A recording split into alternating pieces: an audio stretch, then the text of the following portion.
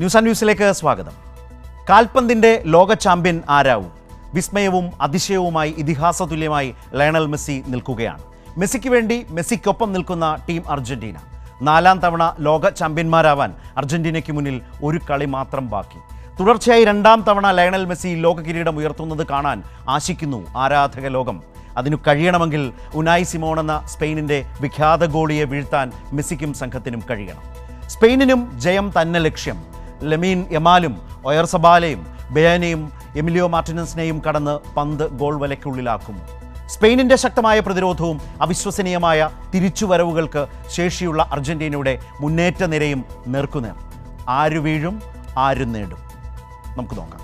ഇന്ന് ഈ ചർച്ചയിൽ പങ്കെടുക്കുന്നത് MP രാജേഷ്,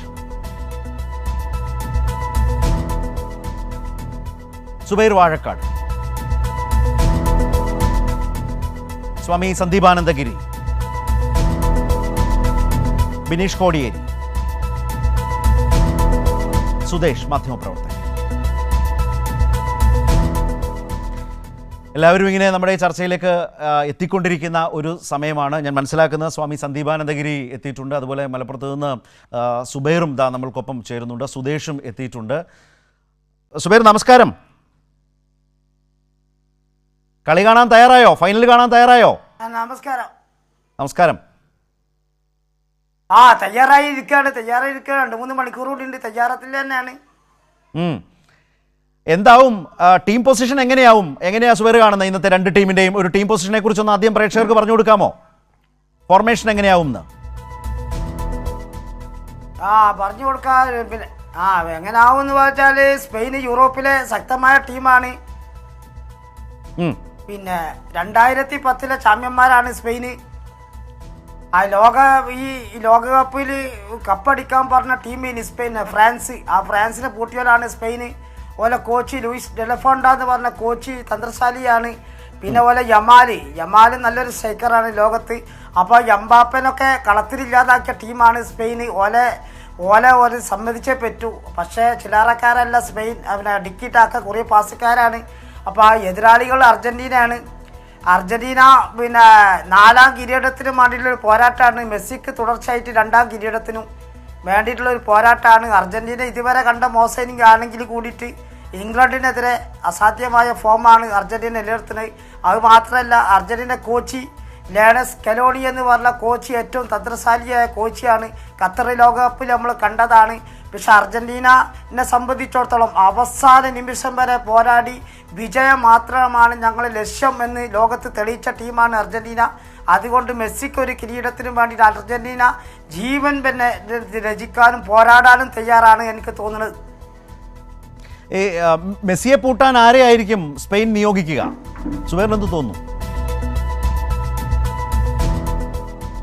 മെസ്സി എന്ന് പറഞ്ഞിട്ടുണ്ടെങ്കിൽ പൂട്ടൽ പിന്നെ ഡിഫൻസിൽ ഡിഫൻസ് എന്ന് പറഞ്ഞാൽ സ്പെയിൻ്റെ ഈ കുക്കുറിലൊക്കെ അസാധ്യമായ ഡിഫൻസാണ്. പക്ഷേ എംബാപ്പനെ മൂട്ടിയ മാതിരി സ്പെയിനെ മെസ്സിനെ പൂട്ടാൻ കഴിഞ്ഞ് എനിക്ക് തോന്നുന്നില്ല. കാരണം ഇപ്പം ഓലെ ഓലെ കളിക്കാരനെ പറഞ്ഞാൽ സാധിക്കില്ല. എന്നാലും മെസ്സി ആ പൂട്ട് പൊളിച്ച് പോവുകയാണെങ്കിൽ ഒരു പക്ഷേ അർജന്റീനയ്ക്ക് മുൻതൂക്കമുണ്ട്. പക്ഷേ എംബാപ്പനെ പൂട്ടിയ മാതിരി സ്പെയിൻ ഡിഫൻസ് പൂട്ടുകയാണെങ്കിലാണ് പ്രശ്നം. എന്നാലും ലൗതാറോ മാർട്ടിനസും ജൂനിയർ ആൽവാരസും നിക്കോളാസ് ഗോൺസാലൊക്കെ ഉണ്ട് ഫോർവേഡിൽ.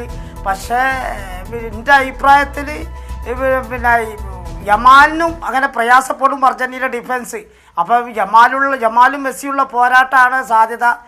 പക്ഷേ പൂർണ്ണമായിട്ട് പൂട്ടാൻ സാധിക്കില്ല എന്ന് എനിക്ക് തോന്നുന്നു. പൂട്ടിക്കഴിഞ്ഞാൽ അതിൽ വിടവ് നികത്തി കൊണ്ടുപോകാൻ കഴിയുന്ന കോച്ചാണ് ലയണൽ സ്കലോണി.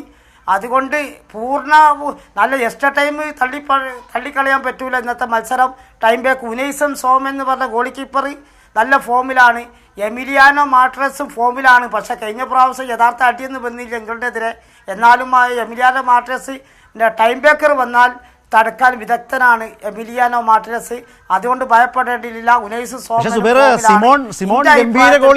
പോരാട്ടത്തിൽ ഞാൻ പറഞ്ഞല്ലോ ഉനൈസ് സ്പെയിന്റെ ഗോളി ഭയങ്കര ശക്തമായ ഗോളിയാണ് ഉനൈസൻ സോമൻ. സമ്മതിച്ച് നല്ല ഗോളിയാണ്. പക്ഷെ അർജന്റീന ഗോളി എമിലിയാനോ മാർട്ടിനസ് മോശക്കാരനല്ല. ടൈം ബേക്കർ തലക്കാൻ ഉനൈസൻ സോമിനാട്ടിയിലും വിദഗ്ധൻ എമിലിയാനോ മാർട്ടിനസ് ആകാനാണ് സാധ്യത. അതുകൊണ്ട് ഒരു യൂറോപ്യൻ രാജ്യവും ഒരു ലാറ്റിൻ അമേരിക്കൻ രാജ്യമുള്ള പോരാട്ടത്തിൽ അർജന്റീന 4ാം കിരീടം, മെസ്സിക്ക് 2ാം കിരീടം നേടുമെന്ന് ഞാൻ വിശ്വസിക്കുന്നു. ഓക്കെ, ഞാൻ ഒരു കാര്യം കൂടി ചോദിച്ചോട്ടെ. ഈ ബ്രസീൽ അടക്കം എല്ലാ ടീമുകളും പുറത്തുപോയി. നമ്മുടെ നാട്ടിലെ ബ്രസീൽ ആരാധകരും പോർച്ചുഗൽ ആരാധകരും ഇംഗ്ലണ്ടിൻ്റെ ആരാധകരും ഇവരെല്ലാം കൂടി ചേർന്ന് അർജന്റീനയ്ക്കെതിരെ ഒരു വലിയ ഒരു സാമ്പാർ മുന്നണി എന്നാണ് അതിന് സുബൈർ വിശേഷിപ്പിക്കുന്നത്. അങ്ങനെ ഒരു മുന്നണിയെ കൂടെ വേണം മെസ്സിയും സംഘവും നേരിടാനല്ലേ? അത് ശരി. അതെ, കാരണം എന്താ അറിയോ, ഇന്നിപ്പോ ഒരു പക്ഷേ സ്പെയിൻ ആദ്യം ഗോൾ അടിക്കുകയാണെങ്കിൽ കേരളം ഏറ്റവും കുലുങ്ങൽ ഗോളി എല്ലാവരും യൂണിയൻ ഒന്നായിന്. എല്ലാ 48 രാഷ്ട്രം പങ്കെടുത്ത് 46 രാജ്യം അപ്പുറത്താണ് നിൽക്കണേ. കാരണം എല്ലാ യൂണിയനും ഒന്നായിട്ട് ഇവരെ പരാജയപ്പെടുത്താൻ ശ്രമിക്കുകയാണ്. അപ്പോൾ ആദ്യം ഗോൾ സ്പെയിൻ ഇട്ടുകയാണെങ്കിൽ കേരളം കുലുങ്ങും, അതിനൊന്നും മടങ്ങൂല. പക്ഷെ തിരിച്ചാണെങ്കിൽ ഒരു ഫാൻസിൻ്റെ കാര്യം എല്ലാം ഒറ്റക്കെട്ടായിന് അർജന്റീന ഫാൻസ് മാത്രമേ ഉള്ളൂ. അത് പ്രതിരോധിക്കാൻ കഴിയുമെന്ന് വിശ്വാസം. ഓക്കെ, ഞാൻ സുബൈറിലേക്ക് വരാം. കഴിഞ്ഞ തവണ ഒരു സവിശേഷത എന്തായിരുന്നു എന്ന് വെച്ചാൽ, കഴിഞ്ഞ തവണയും ഖത്തർ വേൾഡ് കപ്പിൻ്റെ ലോകകപ്പിൻ്റെ അവസാന കുതിപ്പിലേക്ക് നമ്മളിങ്ങനെ പോകുമ്പോൾ അന്ന് രാത്രിയിലും നമ്മളിതുപോലെ സംസാരിച്ചിരുന്നു. സുബൈറും ഞങ്ങളും തമ്മിൽ സംസാരിച്ചിരുന്നു ഇതുപോലെ തന്നെ. സുബൈർ ഓർക്കുന്നുണ്ടോ എന്ന് എനിക്കറിയില്ല. അന്ന് ഇതേക്കുറിച്ച് അർജന്റീനയെക്കുറിച്ചൊക്കെ ഒരുപാട് കാര്യങ്ങൾ പറഞ്ഞു, പല രാജ്യങ്ങളിലെയും കളിക്കാരെക്കുറിച്ച് പറഞ്ഞു, ഫൈനൽ സാധ്യതകളെക്കുറിച്ചൊക്കെ അന്ന് സുബൈർ പറഞ്ഞതൊക്കെ ആളുകളൊക്കെ അന്നും ശ്രദ്ധിച്ചിരുന്നു. പിന്നിപ്പോൾ ഇത്തവണ വലിയ തോതിൽ അതിലൊക്കെ അപ്പുറത്താണ് സുബൈർ പറയുന്നതൊക്കെ കേൾക്കാൻ ഇങ്ങനെ ആളുകൾ കാത്തിരുന്നത് പലപ്പോഴും പല കളി കഴിയുമ്പോഴും. ഒരു സന്തോഷം കൂടിയുണ്ട് സുബൈർ.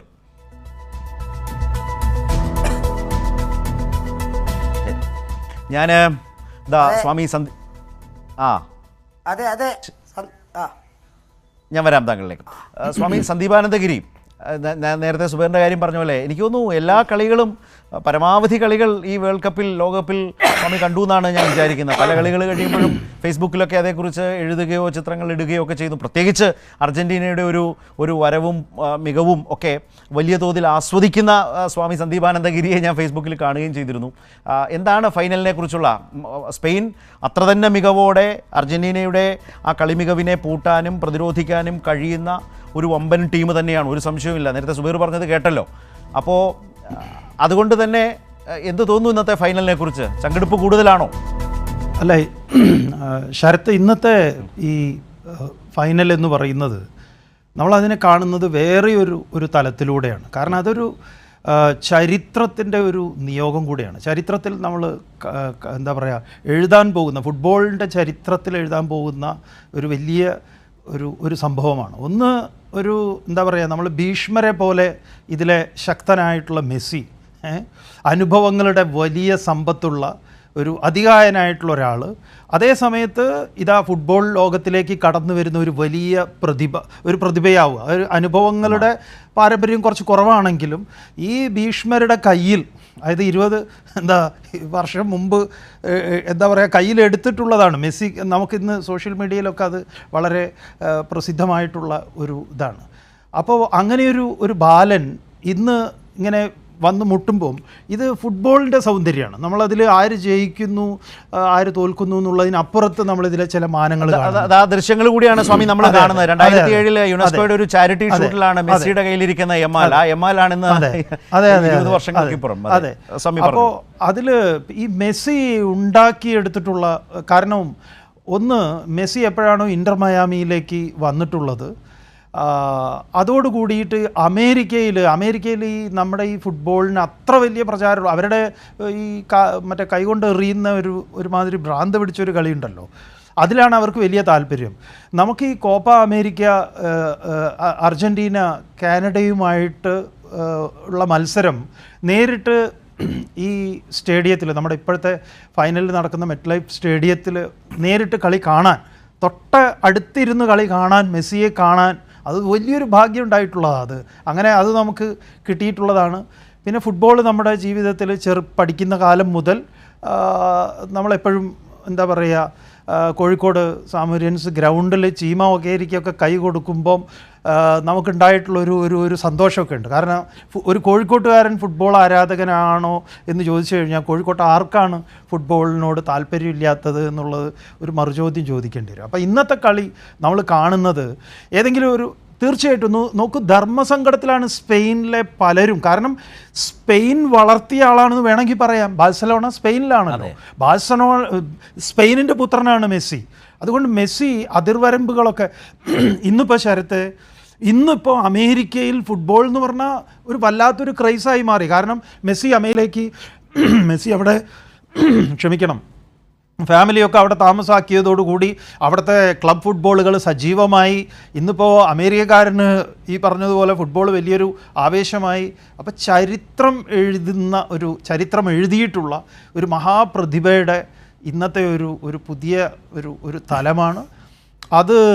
പിന്നെ നമുക്ക് ഇത് ചരിത്രം പരിശോധിക്കുമ്പം അത്ര ഇംഗ്ലണ്ട് അർജൻറ്റീന പോലെ ഒരു ശത്രുതയൊന്നുമുള്ള രാജ്യമല്ല. നമുക്കറിയാം, ചരിത്രം പരിശോധിച്ച ഒരു കാലത്ത് അവരുടെ കോളനിയായിരുന്നു അർജൻറ്റീന, അതിൻ്റെ ഭാഗമായിരുന്നു. പക്ഷേ അവർ തമ്മിൽ വളരെ നല്ല മാന്യമായ സൗഹൃദവും നല്ല ബന്ധവുമൊക്കെയാണുള്ളത്. അതുകൊണ്ട് ഇന്നത്തെ ജയം എന്ന് പറയുന്നത് അത് ഫുട്ബോളിൻ്റെ ജയമാണ്. അതാണ് അതിൻ്റെ ഒരു സൗന്ദര്യം. മറ്റതൊക്കെ നമുക്ക് തൽക്കാലം തീർച്ചയായിട്ടും ഹൃദയം കൊണ്ട് നമ്മൾ അങ്ങേക്കറിയാലോ, നമ്മളൊക്കെ മെസ്സിയോടൊപ്പമാണ്, അർജൻറ്റീനയോടൊപ്പമാണ് എന്നുള്ളത് വേറൊരു കാര്യം. അതെ, ഞാൻ അവസാനം അത് പറയാതെയാണെങ്കിൽ പറഞ്ഞതിനെ ഇങ്ങനെ വിശേഷിപ്പിച്ചോട്ടെ എന്ന് പറയാൻ തുടങ്ങുകയായിരുന്നു. അപ്പോൾ സ്പെയിനിൻ്റെ അവരുടെ രണ്ടാമത്തെ ഫൈനലാണ്. മുമ്പ് നെതർലൻഡ്സിനെ തോൽപ്പിച്ചാണ് കിരീടം നേടിയെടുത്തിട്ടുള്ളത്. അവരെ സംബന്ധിച്ചും വളരെ അനിവാര്യമാണ് ഈ ജയം. ജയത്തിൽ കുറച്ചൊന്നും അവർക്ക് കാണാൻ കഴിയില്ല. അർജൻറ്റീനയെ സംബന്ധിച്ച് 4ാം തവണ, അതിൽ തന്നെ മെസ്സി അടുപ്പിച്ച് തുടർച്ചയായി 2ാം തവണ കപ്പുയർത്തുന്ന ഒരു അസുലഭ നിമിഷത്തിലേക്ക് പോകുമോ എന്ന് ലോകമെമ്പാടുമുള്ള അർജൻറ്റീന ആരാധകരിങ്ങനെ കാത്തിരിക്കുന്നു. നമ്മുടെ പ്രാർത്ഥന പോട്ടെ എന്നാണ്. അതെ, അങ്ങനെ സംഭവിക്കട്ടെ അതാണ് സ്വാമി പറഞ്ഞത്, സന്ദീപാനന്ദഗിരി പറഞ്ഞതാണ്. അങ്ങനത്തെ ഒരുപാട് സവിശേഷതകളുള്ള ഒരു വേൾഡ് കപ്പാണ്. ഞാൻ സുദേശിലേക്ക് വരും മുമ്പ് സുബൈർ, ഞാൻ ഒരു കാര്യം പെട്ടെന്ന് ഓർത്തതാണ്. 2022 ഖത്തർ ലോകകപ്പിൻ്റെ ഫൈനലിൽ അന്ന് അർജൻറ്റീനയെ ഒന്ന് വരട്ടാൻ എംബാപ്പെ ഉണ്ടായിരുന്നു. മുന്നേറിയ അർജൻറ്റീനയെ വല്ലാതെ കടന്നാക്രമിച്ച എംബാപ്പയുടെ ഫ്രാൻസിനെ നമ്മൾ കണ്ടതാണ്. അസാമാന്യമായൊരു ഫൈനൽ തന്നെയായിരുന്നു അത്. അപ്പോൾ ആ രീതിയിലുള്ളൊരു സ്ട്രൈക്കർമാരുടെ ഒരു ഭീഷണി അർജൻറ്റീന സ്പെയിനിൽ നിന്ന് നേരിടുന്നുള്ളൂ. യമാൽ നിർബന്ധമായും, ഒയർസബാലയുണ്ട്, യമാലുണ്ട്, ഞാൻ കുറച്ച് കാണുകയല്ല. എങ്കിലും സുബൈറിന് എന്ത് തോന്നുന്നു അന്നത്തെ ഫൈനലും ഇന്ന് നടക്കാൻ പോകുന്ന ഫൈനലും?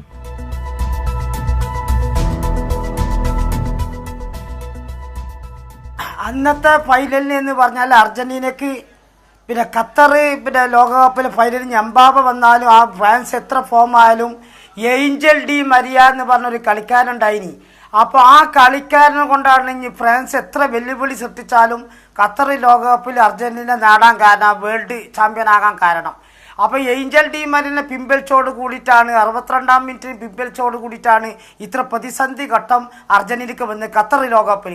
അപ്പോൾ ഏഞ്ചൽ ഡി മരിയൻ്റെ ഒരു അഭാവം ഈ ലോകകപ്പ് നമ്മൾ കണ്ടുകൊണ്ടിരിക്കുകയാണ് ഫുട്ബോൾ ആരാധകർ മൊത്തം അർജന്റീന. അപ്പോൾ അതാണ് കുറച്ചൊരു ഭയമായിട്ട് തോന്നുന്നത്. കാരണം പിന്നെ ഫൈനലിൽ എംബാപ്പൻ്റെ അത്ര പോകുന്ന ഒരു സ്ട്രൈക്കർ തന്നെയാണ് ഈ യമാലി നല്ല ശക്തമായ ഫോർവേഡാണ്. വില്യംസ് ഉണ്ടായിനി. വില്യംസ് യഥാർത്ഥ ഫോമിലല്ല. ഓരോ കൂട്ടുകെട്ടാവുമ്പോൾ പിന്നെ പറയേണ്ട ആവശ്യമില്ല. പക്ഷേ യമാലി ഫോമിലല്ലാത്ത കൊണ്ട് വില്യംസ് ഫോമിലല്ലാത്തതുകൊണ്ട് യമാലി പിടിക്കാം. അപ്പോൾ ഏഞ്ചൽ ഡി മരിയ ഇന്നത്തെ കളിക്കില്ല. കഴിഞ്ഞ വേൾഡ് കപ്പിൽ ഉണ്ടായിനി. അതൊരു അഭാവം തന്നെയാണ്. അപ്പോൾ അതുകൊണ്ട് അതാണ് കുറച്ചൊരു ഭയം. പക്ഷേ എന്നാലും അതിഗംഭീര ഗോളല്ലേ, അൽവരാസിന്റെ ഗംഭീര ഗോളായിരുന്നില്ലേ ഡിഫൻസ് അർജന്റീന. അൽവരാസിന്റെ സുബൈർ, അന്നത്തെ അൽവരാസിന്റെ ഗോള് മികച്ച ഗോളായിരുന്നില്ലേ? ഒന്ന്, യമാല് ഗോൾ അടിക്കുന്നില്ലല്ലോ, നോക്കൌട്ടിൽ ഗോൾ അടിച്ചിട്ടുമില്ല. തീർച്ചയായിട്ടും അതെ, അടിക്കണ്ട. പക്ഷേ യമാലിനെ സംബന്ധിച്ചിടത്തോളം ഡിഫൻസ് എപ്പോഴും അങ്കലാപ്പ് ഉണ്ടാക്കാൻ കഴിയുന്ന ഒരു സ്ട്രൈക്കർ തന്നെയാണ് യമാലി എന്ന് പറഞ്ഞത്. അപ്പോൾ യമാലിനെ പൂട്ടാൻ അർജന്റീനക്ക് സാധിക്കും എന്നാണ്. അപ്പോൾ ഞാൻ നേരത്തെ പറഞ്ഞ മാതിരി ഏഞ്ചൽ ഡി മരിയ എന്താണെന്ന് ലോകകപ്പ് അർജന്റീന കണ്ട്. അപ്പോൾ അതില്ലാത്തൊരു അഭാവം ഇന്ന് തീർക്കാൻ അർജന്റീന സ്കലോണിക്ക് സാധിക്കും എന്നാണ് എൻ്റെ വിശ്വാസം. ശരി, അവിടെയും ആശാന്റെ മികവെന്ത്, കോച്ചിങ്ങിലെ സ്കലോണിയുടെ മികവിനെ വലിയ നിലയിലാണ്. കളത്തിലെ അർജന്റീനിയൻ താരങ്ങളെപ്പോലെ തന്നെ ഒരു കോച്ചിനെയും അങ്ങനെ ശ്രദ്ധയോടെ ലോകം നോക്കുന്നു എന്നത് സ്കലോണിക്ക് അവകാശപ്പെട്ടത് തന്നെയാണ്. അവിടെയും ഒരു രസകരമായ കാര്യമുള്ളത്, ആ കോച്ചിൻ്റെ ആശാനാണ് അപ്പുറത്ത് സ്പെയിനിൻ്റെ കോച്ച് എന്ന് പറയുന്ന ഏറ്റവും രസകരമായ വാർത്തകളും, ഇപ്പുറത്ത് മെസ്സിയും യമാലും എന്നതുപോലെയൊക്കെ തന്നെ വളരെ രസകരമായിട്ടുള്ള ഹൃദയസ്പൃക്കായിട്ടുള്ള കുറേ മൊമെൻറ്റുകൾ ഈ ഫൈനലിന് മുമ്പ് ലോകം അങ്ങനെയും ശ്രദ്ധിക്കുന്നുണ്ട്. ഉണ്ടായി. ഞാൻ സുദേശിലേക്ക് വരും മുമ്പ് സ്വാമി ഒരു കാര്യം, സുബൈറിൻ്റെ ഈ വളരെ വളരെ ജൈവികമായിട്ടുള്ള വളരെ ഓർഗാനിക്കായിട്ട് കളിയെ ഇങ്ങനെ നിരീക്ഷിക്കുന്നതും പറയുന്നതും കേട്ടിരിക്കുമ്പം നേരത്തെ ആസ്വദിച്ച് സ്വാമി കേൾക്കുന്നത് ഞാൻ കണ്ടിരുന്നു. അദ്ദേഹത്തിൻ്റെ നിരവധി വീഡിയോകൾ സമൂഹ മാധ്യമങ്ങൾ വളരെ സജീവമായ ആളുകൾ ശ്രദ്ധിക്കുന്നു. മികവുറ്റ കളിയെഴുത്തുകാരെ പോലെ തന്നെ എങ്ങനെയാണ് സ്വാമിയുടെ ഒരു വിലയിരുത്തൽ? അദ്ദേഹം കളിയെക്കുറിച്ച് വളരെ ആത്മാർപ്പണത്തോടെ, വളരെ ഇഷ്ടത്തോടെ, വളരെ പാഷനേറ്റ് ആയിട്ട് സംസാരിക്കുമ്പോൾ തോന്നുന്നത് എന്താണ് സുബൈർ പറയുന്നത് കേൾക്കുമ്പോൾ? നമ്മൾ കോഴിക്കോട്ടെ ഒരു ദാസേട്ടനെ ഓർക്കുകയാണ്. മൂപ്പര് ഒരാളുണ്ട് കോഴിക്കോട്, ആർക്കും അറിയുന്ന ഒരു ഫുട്ബോളിൻ്റെ ഒരു ഭയങ്കരനായിട്ടുള്ള ഒരു മനുഷ്യനാണ് അദ്ദേഹം. ഇതുപോലെയാണ് സംസാരിക്കുക. ഇങ്ങനെ ഇദ്ദേഹത്തെ പോലെ കേരളത്തിൽ മാത്രം കാണുന്ന എന്താ പറയുക സവിശേഷ ജനുസുകളാണ്. കാരണം അത് നമുക്ക് ഇന്ത്യക്ക് ഇതുവരെ ഒരു ടീം ഉണ്ടായിട്ടില്ലെങ്കിലും നമുക്ക് നമ്മുടെയൊക്കെ ഉള്ളിലേക്ക് ഈ കളിക്കാർ, നമ്മൾ നേരത്തെ പറഞ്ഞല്ലോ ഈ ചീമ ഒക്കേരിയൊക്കെ ഇപ്പോൾ ഇവിടുന്ന് ഓർമ്മ വന്നതാണ്. നമ്മൾ അധികാലത്ത് ഞങ്ങൾ അവിടെ കോഴിക്കോടുള്ളവർക്കറിയാം, ഞങ്ങൾ ഈ എന്താ പറയുക നമ്മുടെ സ്കൂൾ ഫുട്ബോളിന് സ്കൂൾ ടീമിൻ്റെ പുലർച്ചയ്ക്കാണ് കളി. നമ്മുടെ സ്റ്റേഡിയം ഗ്രൗണ്ടിൽ 6 മണിക്കായിരിക്കും കളി.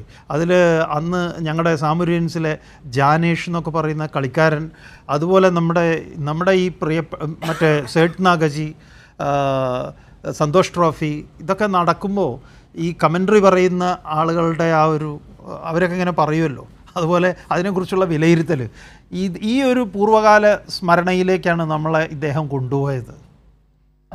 അതിന് അങ്ങേയറ്റം ബഹുമാനമാണ് നമുക്ക്. അതെ, മലബാറിന്റെ ഭാഷയും രീതിയും ഒക്കെ നമുക്കിങ്ങനെ വല്ലാതെ ആസ്വദിച്ച് അതിൻ്റെ ഒരു സവിശേഷത കൂടിയാണ് സുബൈർ. അതുകൊണ്ട് തന്നെയാണ് ഇപ്പോൾ കൂടുതൽ കാരണം ആ പറയുന്നതൊക്കെ കളി വിദഗ്ധർ ശരിവെക്കും വിധത്തിലേക്ക്, അങ്ങനെയൊക്കെ പിന്നീട് പലരും എഴുതുകയുണ്ടായി. കളി വിദഗ്ധർ തന്നെ ശരിവെക്കും വിധത്തിലേക്കുള്ള നിരീക്ഷണങ്ങളാണ് സുബൈറിൽ നിന്ന് പലപ്പോഴും വരുന്നത്. ഇന്നിപ്പോൾ ഈ സുഡാനി ഫ്രം നൈജീരിയ ഒരു മൂവി ഉണ്ടല്ലോ, കേരളത്തിൽ മാത്രം സംഭവിക്കുന്ന ഒന്നാണ്. ഫുട്ബോളിൻ്റെ ചരിത്രത്തിലൊന്നും അങ്ങനെ ഒരു മൂവി ഇല്ല. അതാണ് മലബാർ. Okay, right. അപ്പോൾ ഏതായാലും നമ്മൾ സുബൈറിനെയൊക്കെ കേട്ട് ഇങ്ങനെ നിൽക്കുമ്പോൾ യഥാർത്ഥ ഈ സ്പോർട്സ് ജേർണലിസ്റ്റായി കളിയെഴുത്തുകാരനായ സുദേശ് വളരെ ശ്രദ്ധയോടെ ഇങ്ങനെ കേട്ടിരിക്കുന്നുണ്ടായിരുന്നു നേരത്തെ സുബൈർ പറഞ്ഞതൊക്കെ. എന്തുണ്ട് സുദേശ്, ഇന്നത്തെ ഒരു ഫൈനലിനെ കുറിച്ച് ആദ്യം പറയാൻ തോന്നുന്നത് എന്താണ്? ഇംഗ്ലണ്ടിനെ തോൽപ്പിച്ച അർജൻറ്റീന ഫൈനലിൽ, അതുപോലെ തന്നെയാണ് അപ്പുറത്ത് ഫ്രാൻസിനെ തോൽപ്പിച്ച സ്പെയിൻ ഫൈനലിൽ. ഇന്നലത്തെ ഈ രണ്ടു കൂട്ടരും തമ്മിലുള്ള കളി, അതായത് ഇംഗ്ലണ്ടും ഫ്രാൻസും തമ്മിലുള്ള കളി ഒരു ഗംഭീരമായിരുന്നു. 10 ഗോളാണ് പിറന്നത്. മുന്നും പിന്നും നോക്കാനില്ലാത്തത് കൊണ്ട് കണ്ട കളി. അങ്ങനത്തെ 2 പ്രധാനപ്പെട്ട ടീമുകളെ തോൽപ്പിച്ച 2 മികച്ച ടീമുകളാണ് ഈ ഫൈനലിൽ ഏറ്റുമുട്ടാൻ പോകുന്നത്. ഞാൻ സാന്ദർഭികമായി സൂചിപ്പിച്ചു എന്ന് മാത്രം. സുദേശ്. തീർച്ചയായിട്ടും ശരത്ത്, ഇന്ന് ലാറ്റിൻ അമേരിക്കയും യൂറോപ്പും തമ്മിലുള്ള ലാറ്റിൻ അമേരിക്കയുടെ ഒരു പെർഫെക്റ്റായ ഒരു ടീം, ഒപ്പം തന്നെ യൂറോപ്യൻ ശൈലിയിലെ ഇന്നത്തെ ഫുട്ബോളിന് യോജിച്ച ഒരു പെർഫെക്റ്റായ ടീമും തമ്മിലുള്ള ഏറ്റുമുട്ടലാണ് പ്രധാനമായിട്ട് ഇന്ന് നടക്കുന്നത്. അതിൽ നമ്മൾ എടുത്തു പറയേണ്ടത് 2 ശൈലിയിൽ കളിക്കുന്ന ടീമുകൾ, 2 കാര്യങ്ങളാണ്. രണ്ട് ടീമിനെയും വിലയിരുത്തുമ്പോൾ അവർക്ക് നിർണായകമാവുന്നത് 2 കാര്യങ്ങളാണ്. നമ്മൾ ഒരു ഭാഗത്ത് സ്പെയിനിനെ കുറിച്ച് പറയുമ്പോൾ അവരുടെ ഏറ്റവും വലുത് അവർക്ക് ഒരു സയൻറ്റിഫിക്കായി കളിക്കാൻ കഴിയുന്നു, ഡിസിപ്ലിൻഡ് ആയിട്ട് കളിക്കാൻ കഴിയുന്നു, ഒരു ടാക്റ്റിക്കലി കുറേ കൂടെ പെർഫെക്റ്റായ ടീമാണ് സ്പെയിൻ എന്ന് പറയാം. ഒപ്പം തന്നെ ഒരുമിച്ച് വർഷങ്ങളായി കളിക്കുന്ന താരങ്ങളുടെ ഒരു കോമ്പിനേഷൻ, അത് അവരുടെ ആ ഒത്തൊരുമ, അതൊരു നിർണായക ഘടകമാണ്. ഇപ്പോൾ ബാഴ്സലോണയുടെ മറ്റും 6ഓളം താരങ്ങളാണ് സ്പെയിനിന് വേണ്ടി കളിക്കുന്നത്. ഓരോ താരങ്ങളെയും വ്യത്യാസമായിട്ട് ഇപ്പോൾ നമ്മുടെ ഫുട്ബോൾ ആരാധകൻ പുള്ളി പറഞ്ഞു. ഞാൻ പറയുന്നത് സ്പെയിനിൻ്റെ ഒരു ടാക്റ്റിക്കൽ ബ്രില്യൻസും അവരുടെ ഡിസിപ്ലിനും ആണ് ഇതുവരെ അവർക്ക് 1 ഗോൾ മാത്രമാണ് അവർ വഴങ്ങിയത്. അത് അവരുടെ എത്രത്തോളം കളിയെ അവർ സമീപിക്കുന്ന ആ ഒരു രീതിയുടെ ഭാഗമായിട്ടാണ്, പെർഫെക്റ്റായിട്ട് സമീപിക്കുന്നു. ഇവർക്ക് നേരിടാനുള്ളത് മറുപക്ഷത്ത് അർജൻറ്റീനയെ സംബന്ധിച്ച് ജയിക്കാനുള്ള അടങ്ങാത്തൊരു ആവേശം, ഒപ്പം തന്നെ ആ ടീമിലുള്ള മെസ്സി എന്ന മാന്ത്രികൻ്റെ സാന്നിധ്യം, അവരിലുണ്ടാക്കുന്ന ഒരു ഒത്തൊരുമ, ഈ ഘടകമാണ് ഏറ്റവും നിർണായകമാവുക. മെസ്സി എന്ന മാന്ത്രികൻ്റെ സാന്നിധ്യം, അദ്ദേഹത്തെ മെസ്സിക്ക് വേണ്ടി എന്ന പോലെ എന്തിനും തയ്യാറായി കളിക്കുന്ന ഒരു ടീം, ഈ ആവേശവും ഇവർക്കുള്ള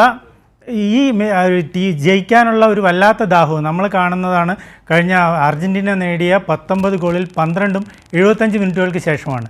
പല ടീമുകളും ഒരു ഘട്ടത്തിൽ തളരുന്നൊരു ഘട്ടത്തിൽ വല്ലാത്തൊരു ആവേശത്തോടെ കളിക്കുന്ന ഒരു ടീമിനെ നമ്മൾ കാണുന്നു.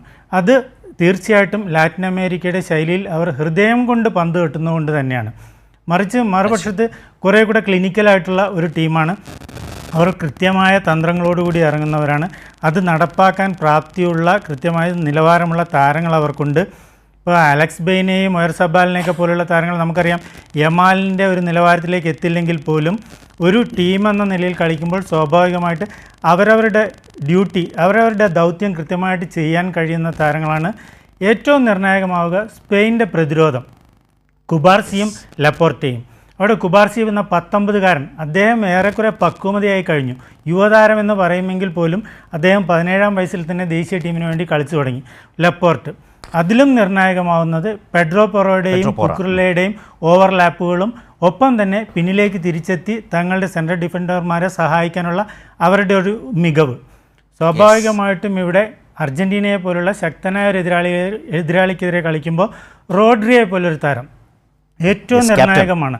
നമ്മൾ കണ്ടാണ് മാഞ്ചസ്റ്റർ സിറ്റിയിലും മറ്റും കഴിഞ്ഞ 5ഓളം വർഷങ്ങളായി റോഡ്രി ഏറ്റവും നല്ല രീതിയിൽ നമ്മളെ അത്ഭുതപ്പെടുത്തുന്ന രീതിയിൽ കളിക്കുന്നു. അപ്പോൾ റോഡ്രിയുടെ ഒരു സാന്നിധ്യം, സ്പെയിനിൻ്റെ എല്ലാ നീക്കങ്ങളും തുടങ്ങുന്നത് റോഡ്രിയിൽ നിന്നാണ് നമ്മൾ കാണുന്നു. ഒപ്പം അദ്ദേഹത്തെ ഇന്ന് ഫാബിയൻ റൂയിസ് സഹായിക്കാൻ കൂടുതൽ വരേണ്ടി വരും. കാരണം മെസ്സിയാണ് സെൻട്രൽ ആയിട്ട് അർജൻറ്റീനയ്ക്ക് വേണ്ടി സെൻട്രലായിട്ട് കളിക്കാൻ വരുന്നത്. സ്വാഭാവികമായിട്ടും ഫാബിയൻ റൂയിസിന് റോഡ്രിയെ സഹായിക്കാൻ വരേണ്ടി വരും. അപ്പോൾ എങ്ങനെയായിരിക്കും ഓൾമോയും ഒയർസബാലും അലക്സ് ബെയ്നെയും യമാലും ഏത് രീതിയിലായിരിക്കും മുന്നേറുക? വലിയ പിന്തുണ മിഡ്ഫീൽഡിൽ നിന്ന് അവർക്ക് ഇന്ന് കിട്ടാൻ സാധ്യതയില്ല. അപ്പോൾ സ്വാഭാവികമായിട്ടും പൊസഷൻ പന്ത് കൂടുതൽ കൈവശം വയ്ക്കാൻ സ്പെയിൻ ശ്രമിക്കുക തന്നെ ചെയ്യും. അതിനെ തകർക്കാൻ അർജൻറ്റീനയ്ക്ക് സാധിക്കുമോ?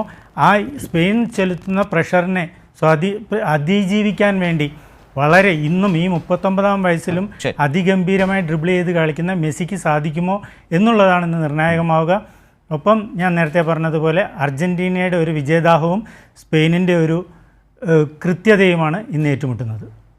ശരി സുദേശ് വളരെ ചുരുക്ക സമയം കൊണ്ട് 2 ടീമുകളും അതിൻ്റെ ഫോർവേഡ്, സ്ട്രൈക്കർമാർ, അതുപോലെ മധ്യനിര, അതുപോലെ പ്രതിരോധ നിര, പ്രത്യേകിച്ച് സ്പെയിനെ സംബന്ധിച്ച് അതിൻ്റെ ഓരോന്നിൻ്റെയും സവിശേഷത, കളിക്കാർ, അത് അവരുടെ ഒരു വലിയ ഡ്യൂട്ടി, ആകെയും ആ മികവോടെ ആ നിലയിൽ സ്പെയിൻ എന്ന ടീം നിന്നാൽ മാത്രമേ മെസ്സിയുടെ ഒരു വലിയ മികവിനെ അവർക്ക് കൃത്യമായി നേരിടാൻ കഴിയൂ എന്നുള്ളതാണ്. ആ നേരിടുന്നതിൽ നിന്നാണ് അതിജീവിക്കാനാകുമോ എന്ന ചോദ്യത്തിലേക്കും നമ്മുടെ കാഴ്ചയിലേക്കും ഫൈനൽ കാഴ്ചയിലേക്കും ഒക്കെ നമുക്ക് പോകാൻ കഴിയും. അപ്പോൾ അങ്ങനെ ഒരു ആവേശപരമായ രാത്രിയിലേക്ക് നമ്മളെല്ലാവരും ഒരുമിച്ച് സഞ്ചരിക്കുമ്പോൾ എം പി രാജേഷ് കൂടി നമ്മൾക്കൊപ്പം ചേരുന്നു. ഞാൻ നേരത്തെ ബിനീഷ് കോടിയേരിയുടെ കാര്യം പറഞ്ഞിരുന്നു. കട്ട അർജൻറ്റീനൻ ഫാനായിട്ട് ഇന്ന് അർജൻറ്റീനയുടെ ജേഴ്സിയിൽ തന്നെയാണ് ബിനീഷ് നമ്മൾക്കൊപ്പം ചേരുന്നത്. ഞാൻ ആദ്യം ശ്രീ എം പി രാജേഷിലേക്ക്. ബിനീഷ്, ഞാൻ വരുന്നു.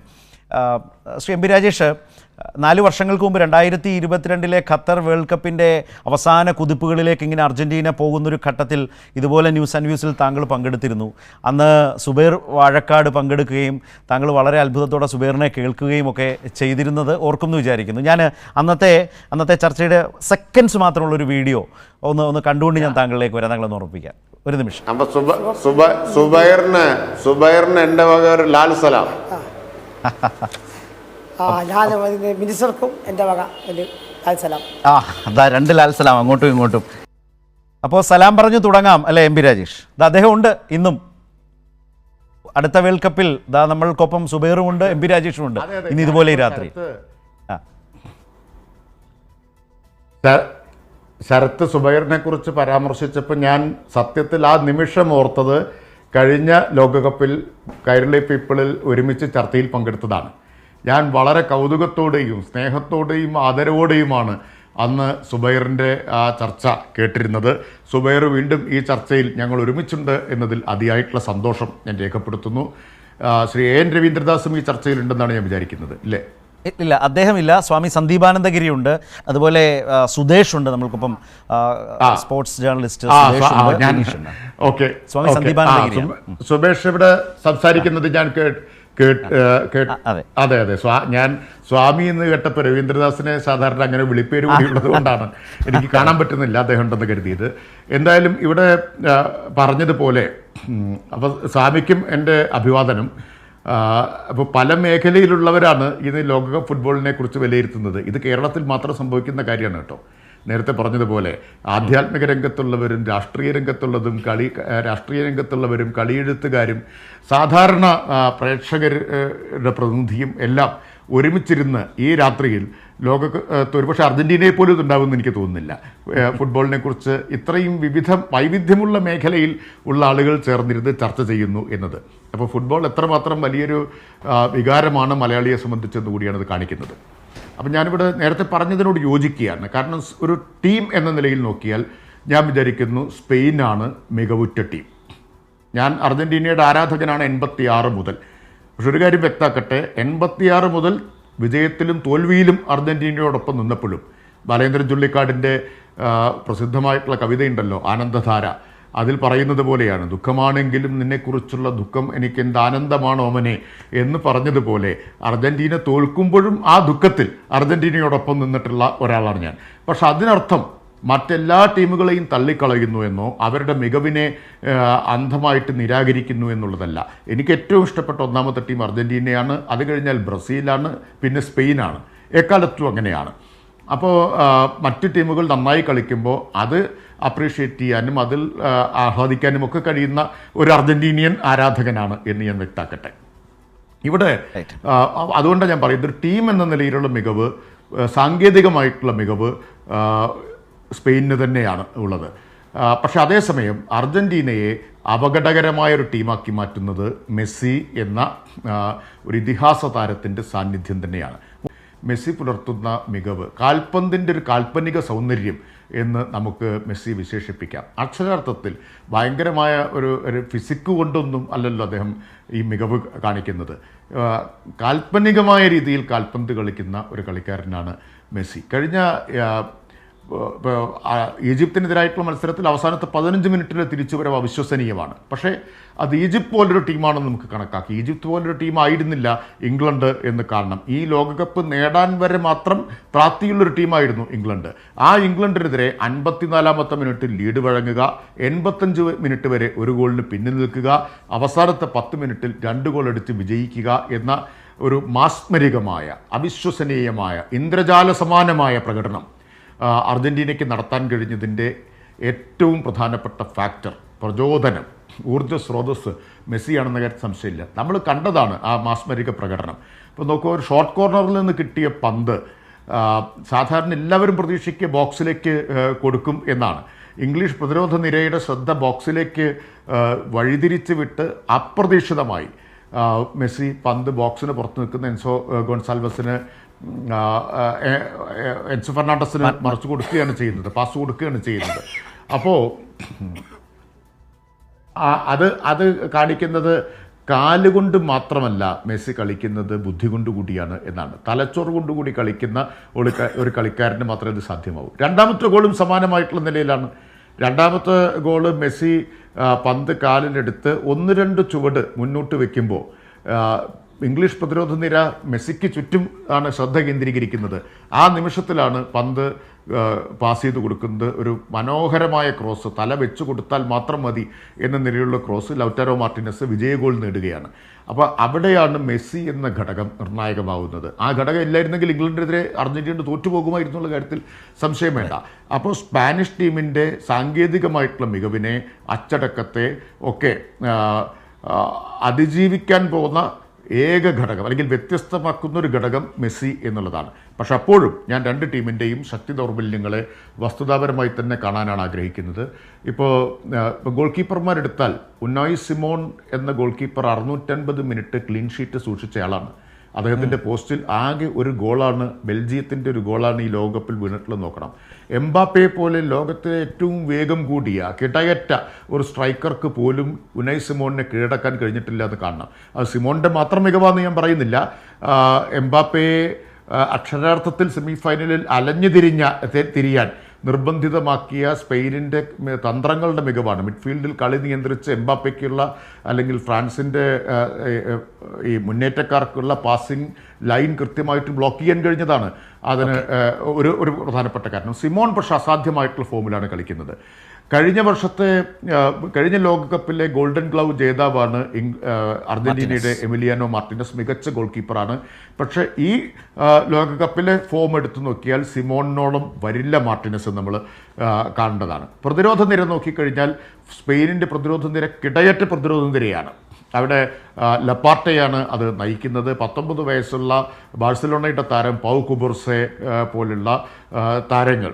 അതുപോലെ കുക്കുറെല്ലയെ പ്രത്യേകം എടുത്ത് പറയണം. കുക്കുറെല്ല ഒരേ സമയം വിങ്ങിലൂടെ കയറി കളിക്കുകയും ചെയ്യും, അതിവേഗത്തിൽ ഇറങ്ങി വരികയും ചെയ്യുന്ന കുക്കുറെല്ല സ്പെയിനിൻ്റെ പ്രതിരോധത്തിൻ്റെ മറ്റൊരു പ്രധാനപ്പെട്ട നട്ടെല്ലായിട്ടാണ് പ്രവർത്തിക്കുന്നത്. അത്രത്തോളം അർജൻറ്റീനയുടെ വരുമോ എന്ന് എനിക്ക് സംശയമാണ്. കാരണം 2 ഫുൾ ബാക്കുകൾ തൊഗ്ലിയാത്തിയും അതുപോലെ തൊഗ്ലിയാഫിക്കോയും അപ്പുറത്ത് മറ്റേ മൊളീനോയും, രണ്ടുപേരുടെയും വേഗത്തെ സംബന്ധിച്ച് അല്പം വേഗം കുറവാണ് എന്നതൊരു പരിമിതിയായിട്ടാണ് തോന്നുന്നത്. പക്ഷെ മധ്യനിരയിൽ ഇപ്പുറത്ത് അർജൻറ്റീനയുടെ കളി നിയന്ത്രിക്കുന്ന മധ്യനിരയിലെ എൻസോ ഗോൺസാൽവസ് ഉണ്ട്. അപ്പുറത്താണെങ്കിൽ സ്പെയിനിൻ്റെ ക്യാപ്റ്റൻ റോഡ്രിയാണ് സ്പെയിനിൻ്റെ പ്ലേ മേക്കർ എന്നത്. അപ്പോൾ മധ്യനിരയിൽ 2 ടീമുകളും തുല്യശക്തരാണ്. ആരായിരിക്കും മിഡ്ഫീൽഡിൽ കളി നിയന്ത്രിക്കുക എന്നതായിരിക്കും ഈ ഫൈനൽ മത്സരത്തിൻ്റെ വിധി നിർണ്ണയിക്കുക എന്ന് ഞാൻ വിചാരിക്കും. ശരി, ഞാൻ ഒന്ന് സുബൈറിലേക്ക് ഒന്ന് വരികയാണ്. സുബൈർ, നേരത്തെ ശ്രീ എം പി രാജേഷ് ഓർമ്മിച്ചത് നമ്മൾ നേരത്തെ പറഞ്ഞല്ലേ, കഴിഞ്ഞ 4 വർഷങ്ങൾക്ക് മുമ്പ് നമ്മൾ ഒന്നിച്ചിരുന്ന് സംസാരിച്ചതിനെക്കുറിച്ചാണ് പറഞ്ഞത്. അന്നും സുബൈർ പറയുന്നത് ഇങ്ങനെ അത്ഭുതത്തോടെ കേട്ടിരുന്നതിനെക്കുറിച്ചൊക്കെ മന്ത്രി ഇങ്ങനെ അന്ന് മന്ത്രിയായിരുന്നു അദ്ദേഹം ഇപ്പോൾ പറയുന്നത് നമ്മുടെ മുമ്പിലുണ്ട്. ഞാൻ സുബൈറിനോട് ചോദിക്കാനുള്ളത്, നേരത്തെ അദ്ദേഹം പറഞ്ഞൊരു വാചകമാണ്, ഈ സെമി ഫൈനലിൽ എംബാപ്പയെ അലഞ്ഞു തിരിയുന്ന നിലയിലേക്ക് മാറ്റി തീർത്ത സ്പെയിൻ്റെ പ്രതിരോധ നിരയുണ്ടല്ലോ, ആ സ്പെയിൻ്റെ പ്രതിരോധ നിരയ്ക്ക് മെസ്സിയോടത് കഴിയുമോ?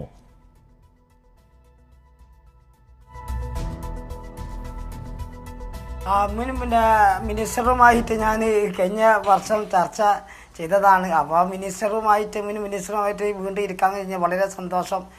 പിന്നെ മിനിസ്റ്റർ പിന്നെ എനിക്ക് വളരെയധികം സന്തോഷമുണ്ട് മിനിസ്റ്ററായിട്ട് സംസാരിക്കാൻ കഴിഞ്ഞത്. ഞാൻ ഉണ്ടായപ്പോൾ പിന്നെ എന്ന് പറഞ്ഞാൽ മിനിസ്റ്റർ പറഞ്ഞ് സ്പെയിനാണ് ഒരടി മുന്നിൽ. ഓക്കെ, സ്പെയിൻ തന്നെയാണ്. അവരുടെ കുറേ പാസുകളും പിന്നെ എംബാപ്പ പോലത്തെ ആൾക്കാർ ബോള് എത്തിച്ചു കൊടുക്കാതെ ആ പിന്നെ മധ്യനിര അവിടെ തടഞ്ഞ് ഭയങ്കര തന്നെ ഒരു പ്ലാനിങ് ഭയങ്കരമാണ് സ്പെയിൻ്റെ, സമ്മതിച്ചേ പറ്റൂ. പക്ഷേ പിന്നെ എംബാപ്പനെ തടഞ്ഞ് പിന്നെ കുക്കുള്ള പോണ ഡിഫൻസ് തടഞ്ഞി എന്ന് പറഞ്ഞു. ഓക്കെ, മെസ്സി എന്ന് പറഞ്ഞാൽ പിന്നെ എംബാപ്പൻ്റെ മാതിരിയുള്ള കളിക്കാരല്ലല്ലോ. കാരണം എംബാപ്പ ഇപ്പോൾ തുടക്കമിടുന്ന 18 ലോകകപ്പിന് അർജൻറ്റീനയോട് പ്രീ ക്വാർട്ടറിൽ കളിച്ച ആ കളിയിലാണ് ലോകം അറിയപ്പെടുന്നത്. മെസ്സി എന്ന് പറഞ്ഞാൽ ബാഴ്സലോണയിൽ എത്ര കാലം പറ്റിത്തെളിഞ്ഞ കളിക്കാരനാണ്. ബാഴ്സലോണയിൽ ലോകം കണ്ട കളിക്കാരനല്ലേ. 38-39 വയസ്സിലൊക്കെയാണ് ആ മിനിയാന്ന് ഇംഗ്ലണ്ടിനെതിരെ പാസ് കൊടുത്തതൊക്കെ. അപ്പോൾ എംബാപ്പും മെസ്സിയും താരതമ്യം ചെയ്യാൻ ഒരിക്കലും സാധ്യമല്ല. കാരണം എത്രയോ മുകളിലുള്ള കളിക്കാരനല്ലേ മെസ്സി എന്ന് പറഞ്ഞത്. അപ്പോൾ എംബാപ്പനെ തടഞ്ഞ മാതിരിയൊന്നും മെസ്സിനെ തടിയാനോ അത് സ്പെയിനെ ഡിഫൻസ് വിജയിക്കാനോ പ്രയാസമായിരിക്കും. അത്രയും കണ്ണിങ്ങുള്ള കളിക്കാരനാണ്, ലോകം കണ്ട കളിക്കാരനാണ് മെസ്സി. പിന്നെ മുൻ മിനിസ്റ്റർ പറഞ്ഞ മാതിരി ഉനൈസും സോമൻ നല്ല ഫോമിലൊക്കെ തന്നെയാണ്. എന്നാലും കൂടിയിട്ട് പിന്നെ ടൈം ബേക്കർ വരികയാണെങ്കിൽ ഉനൈസും സോമനേക്കാളും ടൈം ബേക്കർ തലക്കാൻ എമിലിയാനോ മാർട്ടിനസ് എന്ന ഗോൾ കീപ്പറായിരിക്കും മുന്നിൽ. അദ്ദേഹത്തിന് അതിന് ടൈം ബേക്കർ തലക്കാനുള്ള ഒരു മികവ് അദ്ദേഹം കഴിഞ്ഞ ലോകകപ്പ് കാണിച്ചതാണ്. കളിയിൽ ഉനൈസും സോമൻ ആണെങ്കിലും കൂടിയിട്ട് ടൈം ബേക്കർ വന്നാൽ എമിലിയാനോ മാർട്ടിനസ് മറികടക്കാൻ ഉനൈസിന് സോമന് സാധിക്കൂല എന്നാണ് എൻ്റെ വിലയിരുത്തൽ. അതേമാതിരി പിന്നെ എംബാപ്പെ തടഞ്ഞ മാതിരി പൂർണ്ണമായിട്ട് മെസ്സിനെ തടയാൻ സ്പെയിന് സാധിക്കൂല എന്നാണ്. പിന്നെ വീണ്ടും ഞാൻ ആവർത്തിക്കുന്നു, മിനിസ്റ്ററുടെ കൂടെ സംസാരിക്കുന്ന കഴിഞ്ഞ് വളരെയധികം സന്തോഷത്തിലാണ് ഞാനുള്ള മിനിസ്റ്ററുടെ കൂടെ. ശരി, മനസ്സിലായി. ബിനീഷ്, ഇപ്പോൾ സുബൈർ സംസാരിച്ചു, എം പി രാജേഷ് സംസാരിച്ചു, സ്വാമി സന്ദീപാനന്ദഗിരി ഉണ്ട്, സുദേശ് ഉണ്ട്. അർജൻറ്റീനയ്ക്ക് ഫൈനലാണ്, ആവേശമാണ്, അല്പം ഭയം മറ്റ് പല കളികളെക്കാളും കൂടുതൽ ഉണ്ടോ? കാരണം എതിരാളി സ്പെയിനാണ്, അവരുടെ ഒരു റെക്കോർഡ് വളരെ ഗംഭീരമാണ്. ഒരു ടീം എന്ന നിലയിൽ അവർ അർജൻറ്റീനയേക്കാൾ വളരെ മുന്നിലാണ് എന്ന് പറയുന്ന വിലയിരുത്തലുകളൊക്കെ ഉണ്ട്. പേടിപ്പിക്കുന്ന ഘടകങ്ങളല്ലേ ബിനീഷ്? ഒരു അർജൻറ്റീന ആരാധകൻ എന്ന രീതിയിൽ ഇന്ന് മെസ്സി അർജൻറ്റീന ടീം അംഗങ്ങൾക്കും അർജൻറ്റീന ആരാധകർക്കും പങ്കുവച്ചൊരു കത്തിൻ്റെ വരികളിലൂടെ തന്നെ തുടങ്ങാം. ഈ ഒരു വർഷങ്ങളിലെ യാത്ര എന്ന് പറയുന്നത് വെറും കപ്പുകൾക്ക് വേണ്ടിയുള്ള യാത്രയായിരുന്നില്ല എന്നുള്ളതാണ് മെസ്സി പറഞ്ഞിട്ടുള്ളത്. വെറും കപ്പുകൾക്ക് വേണ്ടിയുള്ള യാത്രയല്ല ഞങ്ങളുടെ യാത്ര. ഈ യാത്ര എന്ന് പറയുന്നത് ഞങ്ങളുടെ ദേശീയ ടീമിനെ ഒരു കുടുംബം പോലെ കൊണ്ടുപോവുകയും ഒരു കുടുംബമായി കാണുവാനും പറ്റി എന്നുള്ളതാണ് ഏറ്റവും വലിയ വിജയം എന്നാണ് മെസ്സി പറഞ്ഞിട്ടുള്ളത്. അതിൽ നിന്ന് തന്നെ എല്ലാം നമുക്ക് വായിച്ചെടുക്കണം. കാരണം ഒരു പ്രഷറും ഇല്ലാതെ നിങ്ങൾ ധൈര്യമായിട്ട് കളിച്ചുകൊള്ളൂ, എന്തും തന്നെ വന്നാലും ഈ ടീം ആരാലും മായ്ക്കപ്പെടാത്ത തരത്തിൽ എല്ലാം എഴുതി ചേർക്കപ്പെട്ടിരിക്കുന്നു എന്നുള്ളതാണ് മെസ്സി പറഞ്ഞത്. പറഞ്ഞിട്ടുള്ളത്. അതുകൂടാതെ ഒരു കാര്യം മനസ്സിലാക്കേണ്ടത് 11 പേര് കഴിഞ്ഞ വർഷത്തെ വേൾഡ് കപ്പ് വിന്നിംഗ് ടീമാണ് അർജൻറ്റീനയുടെ കൂടെ ഇപ്പോഴും ഉള്ളത്. അതിൽ തന്നെ 7 സ്റ്റാർട്ടിംഗ് ലെവലിലുള്ള 7 പേര് തന്നെയാണ് ഇപ്പോഴും സ്റ്റാർട്ടിംഗ് ലെവലിൽ കൂടെയുള്ളത്. അപ്പോൾ ഒരു വേൾഡ് കപ്പ് കളിച്ച് കപ്പെടുത്ത അതേ ടീമിലുള്ള അതേ ആളുകൾ തന്നെ രണ്ടാമതൊരു വേൾഡ് കപ്പിലേക്കുള്ള ഫൈനലിലേക്ക് കളിക്കാൻ വരുന്നുള്ളത് അർജൻറ്റീനയ്ക്ക് ഒരു എഡ്ജുണ്ട്. പക്ഷേ എല്ലാവരും പറഞ്ഞതുപോലെ തന്നെ സ്പെയിൻ എന്നുള്ളത് വളരെ ടാക്ട്ഫുള്ളി കളിക്കുന്ന, വളരെ കൃത്യതയോടുകൂടിയിട്ട് സാങ്കേതികതയോടുകൂടി കളിക്കുന്ന ടീമാണ്. ഈ പറയുന്ന പോലെ ലെമീൻ യമാൽ എന്ന് പറയുന്നതും പെഡ്രി എന്ന് പറയുന്നതും കുർബാസി എന്ന് പറയുന്നതും കുക്രല എന്ന് പറയുന്നതുമായിട്ടുള്ള 4-5 പ്ലേയേഴ്സിൻ്റെ ടാക്ടിക്സുകൾ വളരെ ഫാസ്റ്റാണ്. അവർ ഫാസ്റ്റ് പാസുകൾ പോലും വളരെ കൊടുക്കുന്നതിൽ തന്നെ ആക്യുറേറ്റ് ആയിട്ട് പാസ് ചെയ്യുന്ന ആളുകളാണ്. പക്ഷേ ഇതെല്ലാം ഉണ്ടെങ്കിലും അർജൻറ്റീനയുടെ മികവ് എന്ന് പറയുന്ന ഒരുപടി മുകളിൽ എന്ന് നമ്മൾ എപ്പോഴും പറയുന്നത് മെസ്സി എന്നുള്ള കളിക്കാരൻ തന്നെയാണ്.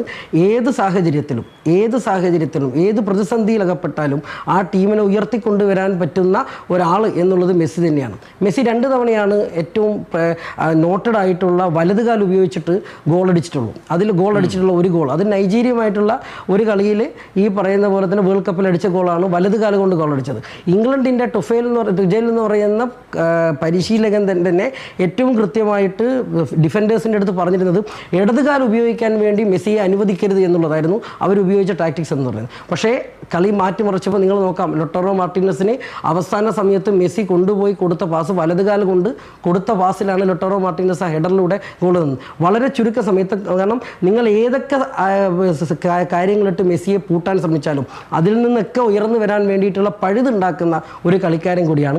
പിന്നെ രാജേഷേട്ടൻ പറഞ്ഞതുപോലെ എംബാപ്പേനെ അലഞ്ഞു തരാൻ വിടുന്നത് പോലെ മെസ്സിയെ വിട്ടാൽ അത് എത്രത്തോളം അപകടമാകുമെന്ന് നമ്മൾ ഈ വേൾഡ് കപ്പ് മുഴുവൻ കടന്നതാണ്.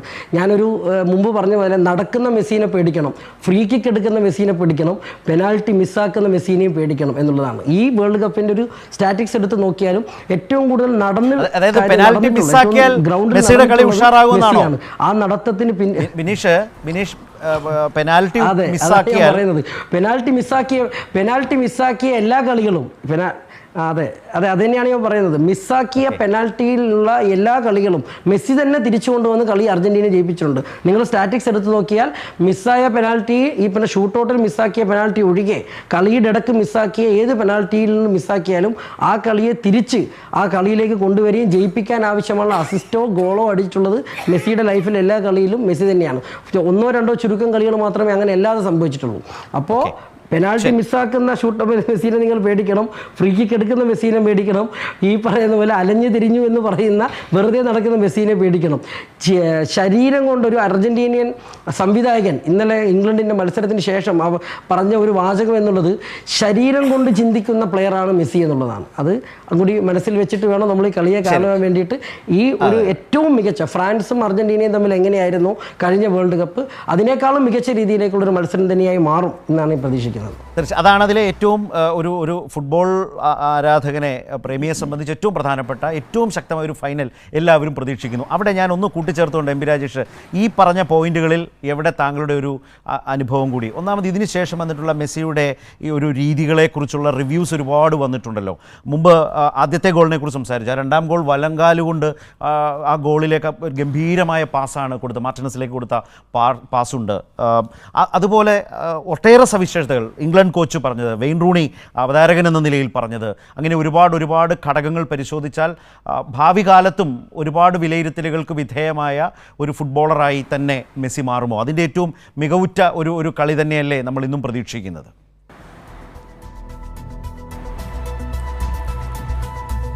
തീർച്ചയായിട്ടും. അതായത് ഞാൻ ഈ സ്പെയിനിൻ്റെയും അർജൻറ്റീനയുടെയും ഒരു വ്യത്യാസമായിട്ട് കാണുന്നത്, സ്പെയിൻ ബുദ്ധി കൊണ്ട് ശാസ്ത്രീയമായി സാങ്കേതിക മികവോടെ കളിക്കുന്ന ടീമാണ് എങ്കിൽ അർജന്റീന ഹൃദയം കൊണ്ട് കളിക്കുന്ന ഒരു ടീമാണ്. ഹൃദയം കൊണ്ട് വിജയദാഹത്തോടുകൂടി വിജയിച്ചേ തീരൂ എന്ന അടങ്ങാത്ത വാശിയോടുകൂടി കളിക്കാൻ അർജന്റീനയെ പ്രേരിപ്പിക്കുന്ന വൈകാരിക ഘടകം മെസ്സിയാണ് എന്നാണ് ഞാൻ വിചാരിക്കുന്നത്. അതാണ് അർജന്റീന ഹൃദയം കൊണ്ട് കളിക്കുന്ന ഒരു ടീമായി മാറുന്നതിന് കാരണം. അതിന് തെളിവാണ് ഇന്ന് അദ്ദേഹം എഴുതിയ കത്ത്. ഒരു കുടുംബം പോലെ എങ്ങനെയാണ് ഈ ടീമിനെ കൊണ്ടു നടന്നത് എന്ന് അദ്ദേഹം പറയുന്നുണ്ട്. ഒരു കുടുംബം പോലെ ഒരു ടീമിനെ നിലനിർത്തുന്ന പരിവർത്തിപ്പിച്ച ഘടകമാണ് മെസ്സി. അപ്പോൾ ഒരു വൈകാരിക സ്വാധീനം കൂടിയാണ് അർജൻറ്റീന കളിക്കാരെ സംബന്ധിച്ച് മെസ്സി എന്നുള്ളത് നമ്മൾ കാണണം. അപ്പോൾ നോക്കൂ, ഇംഗ്ലണ്ടിനെതിരായിട്ടുള്ള മത്സരത്തിൽ ഫൗളിന് വിധേയനായിട്ട് മെസ്സി വീഴുന്ന സന്ദർഭങ്ങളിൽ ഈ അർജൻറ്റീനിയൻ കളിക്കാരെല്ലാം കൂടി ഓടിക്കൂടി മെസ്സിക്ക് ചുറ്റും നിൽക്കുന്നത് നമുക്ക് കാണാൻ പറ്റും. അപ്പോൾ മെസ്സിക്ക് വേണ്ടി കളിക്കുക, മെസ്സിക്ക് വേണ്ടി ജയിക്കുക എന്ന ഒരു വികാരത്തിൽ കൂടിയാണ് അർജൻറ്റീന കളിക്കുന്നത്. പലപ്പോഴും ആ തിരിച്ചുവരവിനെല്ലാം, അവിശ്വസനീയമായ തിരിച്ചുവരവുകൾക്കെല്ലാം ആ വൈകാരികത ഒരു കാരണമായിട്ടുണ്ട് എന്നാണ് ഞാൻ വിചാരിക്കുന്നത്.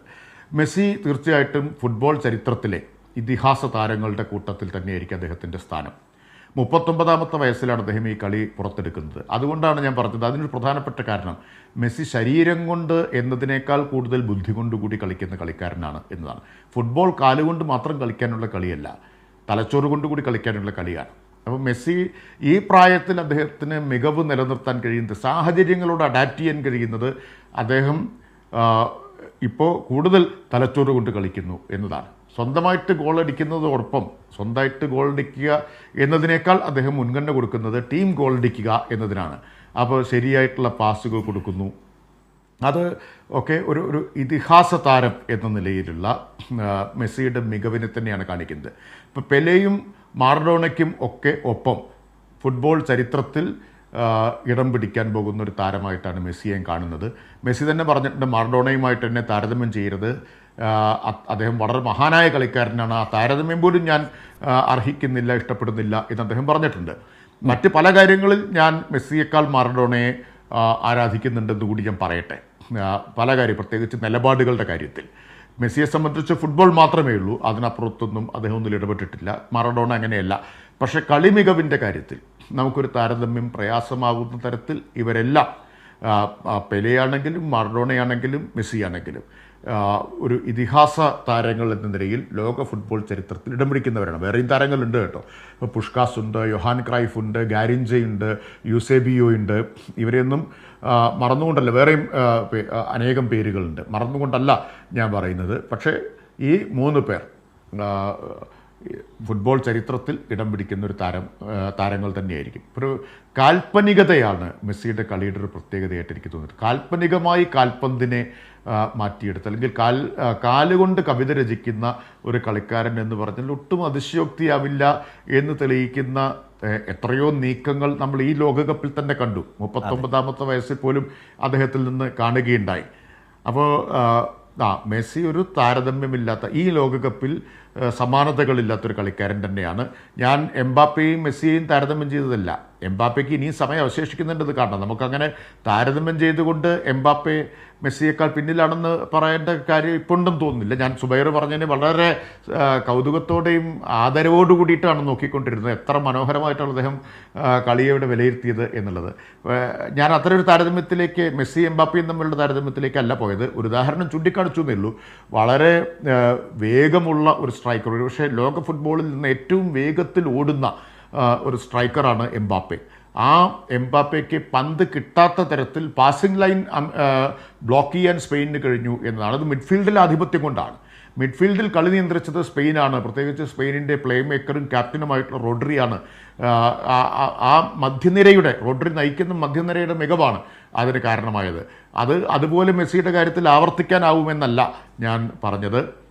എനിക്ക് ഇഷ്ടപ്പെട്ട 2 കളിക്കാരാണ്. മെസ്സിയെ പോലെ തന്നെ ഞാൻ വളരെ ഇഷ്ടപ്പെടുന്ന ഒരു കളിക്കാരനാണ് കിലിയൻ എംബാപ്പെ. സ്പെയിനിൻ്റെ ലമീൻ യമാൽ, അങ്ങനെ അനേകം പേര് ഇഷ്ടപ്പെടുന്ന. അതുപോലെ ബെല്ലിങ്ങാം, ഇംഗ്ലണ്ടിൻ്റെ ബെല്ലിങ്ങാം ഇന്നലെ സബ്സ്റ്റിറ്റ്യൂട്ടായിട്ട് ഇറങ്ങി. എത്ര പെട്ടെന്നാണ് ബെല്ലിങ്ങാമിൻ്റെ മനോഹരമായിട്ടുള്ള ഗോളായിരുന്നു ഇന്നലത്തെ ഗോള്. അതെ, അവസാനത്തെ ഗോള്. സാധാരണഗതിയിൽ ലൂസേഴ്സ് ഫൈനൽ കാണണമെന്നൊരു സംശയം ഉണ്ടായിരുന്നു. എന്തായാലും പിന്നെ അലാം വെച്ച് എഴുന്നേറ്റ് കണ്ടു നോക്കാം. ഒരു ഹാഫ് കണ്ടു, 4 ഗോള് കുടുങ്ങിയപ്പോഴും വിചാരിച്ചു, തുടർന്ന് ഇല്ല, കണ്ടില്ലെങ്കിൽ നഷ്ടമാകുമായിരുന്നു. കണ്ടില്ലെങ്കിൽ ലൂസേഴ്സ് ഫൈനൽ ആകുമായിരുന്നു എന്നാണ് എനിക്ക് തോന്നിയിട്ടുള്ളത്. ബെല്ലിങ്ങാം, അതുപോലെ ഇന്നലെ ഹാട്രിക് അടിച്ച സാക്ക ഈ ലോകകപ്പിൻ്റെ മറ്റൊരു പ്രത്യേകത കൂടിയാണ് കേട്ടത്. അത് വെളുത്തവരുടെ ലോകകപ്പ് ആണെങ്കിലും അധ്വാനം അല്ലെങ്കിൽ മികവ് ആഫ്രിക്കയുടേതാണ് എന്ന് നമ്മൾ കാണാതിരുന്നുണ്ട്. ആഫ്രിക്കൻ വംശജർ ആണ് ഈ ലോകകപ്പിനെ ഒരു വേറിട്ട ലോകകപ്പാക്കി മാറ്റുന്നത്. ഇപ്പോൾ നിങ്ങൾ നോക്കൂ, ഏത് ടീം എടുത്തു നോക്കിയാലും തിളങ്ങിയ കളിക്കാർ ഈ ആഫ്രിക്കൻ ഒറിജിനിലുള്ള കളിക്കാരാണ്, ആഫ്രിക്കൻ വംശജരാണ്. കിലിയൻ എംബാപ്പെ ആവട്ടെ, ഒലീസെ ആവട്ടെ, ഉസ്മാൻ ഡെമ്പലെ ആവട്ടെ, സാക്കെ ആവട്ടെ, ബെല്ലിംഗാം ആവട്ടെ, ഇപ്പുറത്ത് യമാൽ ആവട്ടെ, നിങ്ങൾ ആരെടുത്ത് നോക്കിക്കോളൂ. യൂറോപ്യൻ ടീമുകളിൽ തന്നെ ഏറ്റവും കൂടുതൽ. അപ്പോൾ കേപ്പ് വെർദയുടെ താരങ്ങൾ, കേപ്പ് വെർദയുടെ അവർ പലരും പ്രൊഫഷണൽ താരങ്ങൾ പോലും ഇല്ലെന്ന് ഓർക്കണം. മറ്റു പല ജോലിയും ചെയ്ത് കൂട്ടത്തിൽ ഫുട്ബോൾ കളിക്കുന്നവരാണ്. ഒസീഞ്ഞോയെ പോലുള്ള ആൾക്കാരൊക്കെ. അതുപോലെ തന്നെ ലോപ്പസിനെ പോലെ, ലോപ്പസിൻ്റെ ഗോൾ എന്തൊരു മനോഹരമായിട്ടുള്ള അവിസ്മരണീയമായിട്ടുള്ള ഗോളാണ്. അർജന്റീനയ്ക്കെതിരായിട്ട് ഈക്വലൈസ് ചെയ്തിട്ടുള്ള ഗോളുണ്ടല്ലോ. ലോപ്പസ് ബോക്സിന്റെ കൊടുത്ത് പോസ്റ്റിന്റെ വലത് മൂലയിൽ കയറിയിട്ടുള്ള അതെ മാരക ഷൂട്ടായിരുന്നു, വളഞ്ഞു തിരിഞ്ഞ് കയറിയിട്ടുള്ള ഗോളുണ്ടല്ലോ. അപ്പോൾ ഈ ലോകകപ്പ് തെളിയിക്കുന്നൊരു കാര്യം, അധികം വൈകാതെ ലോക ഫുട്ബോളിലെ യൂറോപ്പിൻ്റെയും ലാറ്റിൻ അമേരിക്കയുടെയും ആധിപത്യത്തെ ചോദ്യം ചെയ്തുകൊണ്ട് ആഫ്രിക്കയുടെ ഒരു അശ്വമേധമുണ്ടാവും എന്നുകൂടി ഈ ലോകകപ്പ് തെളിയിക്കുന്നുണ്ട് എന്ന് ഞാൻ ഇവിടെ പറഞ്ഞു വെക്കാൻ ആഗ്രഹിക്കുകയാണ്. റൈറ്റ്, തീർച്ചയായും അത് വളരെ വളരെ പ്രാധാന്യമുള്ളൊരു നിരീക്ഷണമാണ്. ഞാൻ സുദേശിന് അതേക്കുറിച്ച്, കാരണം ഇനി ക്ലബ് ഫുട്ബോളിലേക്കൊക്കെ പോകുമ്പോൾ ഈ ലോകകപ്പിലെ വിവിധ രാജ്യങ്ങൾക്ക് വേണ്ടി തിളങ്ങിയ ഇപ്പോൾ പറഞ്ഞ ഈ പേരുകാരൊക്കെ അടങ്ങിയ ആഫ്രിക്കൻ ഫുട്ബോളിൻ്റെ ആ ഒരു ശക്തിയും ഊർജ്ജവും ആ കളിക്കാർക്ക് ക്ലബ് ഫുട്ബോളിൽ കിട്ടുന്ന നല്ല പൊസിഷനും അതൊരു വലിയ മാറ്റം സംഭവിച്ചേക്കാം. അതുപോലെ തന്നെ ലൂസേഴ്സ് ഫൈനലിനെ കുറിച്ച് പറയാതിരിക്കാനേ കഴിയില്ല. അത്ര ഗംഭീരമായൊരു കളിയായിരുന്നു, ഒരു ബാധ്യതകളുമില്ലാതെ. ഒരു ഗോൾ അടിച്ചാൽ പിന്നീട് ഡിഫൻസിലേക്ക് പോയി ആ കളി നിയന്ത്രിച്ച് എങ്ങനെയും ജയിക്കണമെന്നൊരു ചിന്തയൊന്നുമില്ലാതെ രണ്ട് ടീമുകളും അതിമാരകമായി അതിഗംഭീരമായി കളിക്കുന്നു. 10 ഗോളുകൾ പിറക്കുന്നു. ഒടുവിൽ തോളത്ത് കയ്യുമിട്ട് ആ രണ്ട് ടീമുകളുടെയും കോച്ചുമാരിങ്ങനെ നടന്നു പോകുന്ന നിലയിലൊക്കെയുള്ളൊരു ഒരു വളരെ മനോഹരമായ ഒരു ഫുട്ബോൾ കാഴ്ച തന്നെയായിരുന്നു. സുദേശ്, അതേക്കുറിച്ച് നേരത്തെ എം പി രാജേഷ് പറഞ്ഞു വെച്ചതും അതാണ്. തീർച്ചയായിട്ടും ഇവിടെ ചേർത്ത് ആദ്യം പറഞ്ഞ പോയിൻ്റാണ്. ആഫ്രിക്ക വല്ലാത്തൊരു ആവേശത്തോടു കൂടി ഈ ഫുട്ബോളിൽ ഈ ലോകകപ്പിൽ പന്ത് കിട്ടി എന്നുള്ളത് ഏറ്റവും പ്രധാനപ്പെട്ട കാര്യമാണ്. എന്നുവെച്ചാൽ 48 ടീമുകളായപ്പോൾ നമ്മളെല്ലാവരും വിചാരിച്ചിരുന്നത് മത്സരങ്ങളുടെ നിലവാരം അല്പം കുറയുമോ, ചില ടീമുകൾ മോശക്കാരായി പോകുമോ എന്നുള്ളൊരു സംശയം ഉണ്ടായിരുന്നു. പക്ഷേ കുറസോവ തൊട്ട് കേപ്പ് വെർദെ അടക്കമുള്ള ടീമുകൾ തെളിയിച്ചു ഈ ലോകകപ്പ് വലിയൊരു നിലവാരത്തിലേക്ക്. നമ്മൾ കാണേണ്ടത് വലിയ മാറ്റങ്ങൾ എല്ലാ തരത്തിലും വന്ന ഒരു ലോകകപ്പായിരുന്നു. പക്ഷേ മത്സര നിലവാരത്തിൻ്റെയും ഗോളുകളുടെയും കാര്യത്തിൽ മുന്നോട്ട് പോകാൻ ഈ ലോകകപ്പിന് കഴിഞ്ഞു. അതിൽ ആഫ്രിക്കൻ രാജ്യങ്ങൾക്ക് വളരെ പ്രധാനപ്പെട്ട പങ്കുണ്ട്. വലിയ മുന്നേറ്റം അവർക്ക് നടത്താൻ കഴിഞ്ഞില്ലെങ്കിലും, ഇപ്പോൾ നമ്മൾ പറയാം കാമറൂണും നൈജീരിയയും പോലുള്ള ടീമുകൾ ഇത്തവണ അവിടെ നിന്ന് വരാൻ കഴിഞ്ഞില്ല. അത് കേപ്പ് വെർദെ പോലുള്ള പുതിയ ടീമുകളുടെ വരവുകൾ കൊണ്ടാണത്. എന്നെങ്കിലും ഇപ്പോൾ മൊറോക്കോ എടുത്തു പറയണം, ഈജിപ്റ്റ് എടുത്തു പറയേണ്ട ടീമുകളാണ്. അവർ യൂറോപ്പുമായിട്ട് കിടപിടിക്കുന്ന രീതിയിൽ നമ്മൾ നേരത്തെ മനസ്സിലാക്കേണ്ടത് അവരുടെ ഒരു ഫിസിക്കൽ ഒരു അഡ്വാൻറ്റേജ് കൊണ്ട് മാത്രമല്ല ഇന്ന് ആഫ്രിക്ക കളിക്കുന്നത്. നേരത്തെ പറഞ്ഞ ലോപ്പസിൻ്റെ ഗോളുകളും മറ്റും എടുക്കുമ്പോൾ തലകൊണ്ടുകൂടെ കളിക്കുന്നു. ഏറ്റവും നന്നായിട്ട് കളിക്കാൻ അവർ നല്ല ശൈലികൾ സ്വീകരിക്കാൻ തുടങ്ങി. യൂറോപ്പിനോട് എങ്ങനെ പിടിച്ചു നിൽക്കാമെന്ന് അവർ കൃത്യമായ ശാസ്ത്രീയമായ രീതിയിൽ തന്നെ പിടിച്ചു നിൽക്കാനുള്ളൊരു നിലയിലേക്ക് അവർ മാറിക്കഴിഞ്ഞു. ഇതിൽ ഏറ്റവും എടുത്തു പറയേണ്ടത് ഇന്നലത്തെ ഒരു മത്സരം പറയുമ്പോൾ രണ്ട് ടീമിൽ ഇംഗ്ലണ്ടിലായാലും ഫ്രാൻസിലായാലും നമ്മൾ നോക്കേണ്ടത് ആഫ്രിക്കക്കാരുടെയോ അല്ലെങ്കിൽ സങ്കരവംശജരുടെയോ വല്ലാത്തൊരു ആധിപത്യമുണ്ട്. അത് ലോക ഫുട്ബോളിൻ്റെ വളരെ നല്ല സൂചനയായിട്ട് വേണം കാണാൻ. അതിൽ ഏറ്റവും എടുത്ത് പറയേണ്ടത് ജർമ്മനി, നേരത്തെ വെള്ളക്കാർ മാത്രമുള്ള നമ്മൾ പറയുന്ന വംശീയതയുടെയൊക്കെ അപ്പോസ്തലന്മാരായിട്ടുള്ള ഒരു ടീമാണ് ജർമ്മനി. ആ ടീമിൽ പോലും ഇന്ന് റുഡിഗറിനെയും പോലുള്ള താരങ്ങൾക്ക് കളിക്കാൻ കഴിയുന്നുണ്ട്. അല്ലെങ്കിൽ 2-3 ആഫ്രിക്കൻ താരങ്ങൾ എത്തിക്കഴിഞ്ഞു. അത് കുടിയേറ്റക്കാരെ ഏറ്റവും നല്ല രീതിയിൽ അംഗീകരിച്ചിട്ടുള്ള ഒരു രാജ്യമാണ് ഫ്രാൻസ്. അതുകൊണ്ട് തന്നെ സ്വാഭാവികമായിട്ട് അവർ ചെറിയ പ്രായത്തിൽ തന്നെ ഈ ആഫ്രിക്കൻ താരങ്ങളുടെ ഒരു മികവ് തിരിച്ചറിഞ്ഞിട്ട് അവരുടെ അക്കാദമികൾ എത്തുകയും ഫ്രഞ്ച് ക്ലബ്ബുകളും മറ്റും ആ താരങ്ങളെ വളർത്തിക്കൊണ്ടുവരാൻ നല്ല രീതിയിൽ ശ്രദ്ധിക്കുകയും ചെയ്യുന്നുണ്ട്. ആ വഴിയിൽ ഇന്ന് മറ്റു ടീമുകൾ, സ്പെയിൻ ആയാലും ജർമ്മനി ആയാലും ഇത്തരം ടീമുകൾ കൂടെ വന്നു തുടങ്ങിയിരിക്കുന്നു. ആഫ്രിക്കൻ ഫുട്ബോളിൻ്റെ യഥാർത്ഥ വളർച്ച അല്ലെങ്കിൽ മുന്നേറ്റം കാണാൻ പോകുന്നത് നമ്മൾ ഈ premier league, English premier league പോലെ, സ്പാനിഷ് ലീഗ് പോലെ, ഫ്രഞ്ച് ലീഗ് പോലുള്ള ലീഗുകളിൽ ഇന്ന് വലിയ രീതിയിൽ കാണുന്നു. അവർക്ക് വല്ലാത്തൊരു ആധിപത്യം. ഇപ്പോൾ ഞാനൊരു അങ്ങനെ ഒരു കമ്പാരിസൺ നടത്തില്ല. ഇപ്പോൾ മൊറോക്കോയും ഫ്രാൻസും തമ്മിൽ നടന്ന മത്സരം നമ്മൾ കഴിഞ്ഞ ലോകകപ്പിലും ഈ ലോകകപ്പിലും കണ്ടതാണ്. അത് ഒരർത്ഥത്തിൽ പറഞ്ഞാൽ ആഫ്രിക്കയും തമ്മിൽ ഏറ്റുമുട്ടുകയാണ്. അത്തരത്തിലാണ് നമുക്ക് അതിനെ നിരീക്ഷിക്കാൻ കഴിയുന്നത്. അത് ലോക ഫുട്ബോളിനെ സംബന്ധിച്ച് വളരെ പോസിറ്റീവായൊരു സൂചനയാണ്. നമുക്കറിയാം, ഒരുപാട് ചരിത്രം പറയുമ്പോൾ അല്ലെങ്കിൽ നമുക്കതിൻ്റെ ഒരു രാഷ്ട്രീയം പറയുമ്പോൾ ഒരുപാട് ഈ യൂറോപ്യന്മാരുടെയും മറ്റും ഒരുപാട് പീഡനങ്ങൾ ഏറ്റുവാങ്ങേണ്ടി വന്ന, ഇവരുടെ ചൂഷണം ഏറ്റുവാങ്ങേണ്ടി വന്ന ഒരു ജനതയുടെ ഒരു വെളിപ്പെടുത്തൽ ഫുട്ബോളിലൂടെ, അവരുടെ ഒരു ഐഡൻറ്റിറ്റി അവർ തിരിച്ചു കൊണ്ടുവരുന്നത് ചിലപ്പോൾ ഈ ഫുട്ബോളിലൂടെയും മറ്റുമായിരിക്കും. അത് തന്നെയാണ് വലിയൊരു എന്താ പറയുക, ഫുട്ബോളിൻ്റെ സൗന്ദര്യം എന്ന് പറയുന്നത്. അല്ലെങ്കിൽ ഫുട്ബോൾ എന്താണോ ലോകത്തിന് നൽകുന്നത് അത് ആ കറുത്തവൻ്റെയും അല്ലെങ്കിൽ ഇത്തരത്തിൽ അടിച്ചമർത്തപ്പെട്ടവൻ്റെയും ഒരു തിരിച്ചുവരവാണ്. റൈറ്റ്, അത് ഈ വേൾഡ് കപ്പിൻ്റെ ഒരു വലിയ സവിശേഷത തന്നെയാണ്. സ്വാമി സന്ദീപാനന്ദഗിരി, ഇപ്പോൾ നമ്മൾ മെസ്സിയുടെ പലപ്പോഴും പറയാറുണ്ട്, ഈ നമ്മുടെയൊക്കെ കാലത്ത് മെസ്സിയെപ്പോലൊരു വലിയ ഒരു പ്രതിഭാധനനായ ഇതിഹാസതുല്യമായ ഒരു പ്ലെയറുടെ കളി ഇങ്ങനെ കാണാൻ കഴിഞ്ഞു, ഒരു കളിക്കാരനെ കാണാൻ കഴിഞ്ഞു എന്ന് പറയുന്നതൊക്കെ നമ്മളൊക്കെ എപ്പോഴും പറയുന്നൊരു കാര്യമാണ്. മെസ്സിയെ കൃത്യമായി ഡിഫെൻഡ് ചെയ്യാൻ സ്പാനിഷ് ടീമിന് കഴിയേണ്ടതുണ്ട്, ഗോൾ അടിക്കുന്നത് തടയേണ്ടതുണ്ട്. അല്ലെന്നുണ്ടെങ്കിൽ ഗോൾ അസിസ്റ്റ് അതുപോലെ തന്നെ മറ്റ് പല സമകാലികരായ പല കളിക്കാർക്കും മെസ്സിക്കൊപ്പമൊക്കെ നിൽക്കുന്ന നിലയിൽ ക്ലബ് ഫുട്ബോളിൽ തിളങ്ങുന്ന പലർക്കും അവരവരുടെ രാജ്യങ്ങൾക്ക് വേണ്ടി തിളങ്ങാൻ പോലും കഴിയാതെ വരുന്നൊരു സമയത്ത് ഗോളായും ഗോൾ അസിസ്റ്റായും ഒക്കെ ടീമിന് വേണ്ടി ഇങ്ങനെ നിറഞ്ഞു നിൽക്കുന്നൊരു മെസ്സിയെ എങ്ങനെയാണ് സ്പാനിഷ് ടീം ഇന്ന് കൈകാര്യം ചെയ്യാൻ പോകുന്നത്, എങ്ങനെ നേരിടും, അതിനെ എങ്ങനെ മെസ്സിയും മെസ്സിയുടെ സംഘവും അതിജീവിക്കും, ശ്രദ്ധിക്കും എന്ന് പറയുന്ന ഏറ്റവും ഇൻ്റലിജൻ്റായ അതേസമയം കൗതുകകരമായ ഫുട്ബോളിൻ്റെ ഒരു സൗന്ദര്യം നിറഞ്ഞ ഒരു ആകാംക്ഷ ഇന്നത്തെ ഫൈനലിൻ്റെ ഏറ്റവും വലിയ സവിശേഷതയാണോ? തീർച്ചയായിട്ടും കാണാൻ പോകുന്ന പൂരമാണത്. അത് എന്തിനാ നമ്മൾ കാരണം ഈ നമ്മൾ പറയുമല്ലോ, നാടൻ ഭാഷയിൽ പറയും മെസ്സി ഒരു വരാല് പോലെയാണ്. മെസ്സിയെ ഫൗൾ ചെയ്യാൻ വളരെ അപൂർവങ്ങളായിട്ടാണ് അതൊക്കെ സംഭവിക്കുന്നത്. പക്ഷേ നമ്മൾ കാണുന്നില്ല, ഇങ്ങനെ വരാൽ എന്ന് പറയുന്ന ഒരു മത്സ്യമുണ്ടല്ലോ, അതുപോലെ അദ്ദേഹം പോകുന്നു.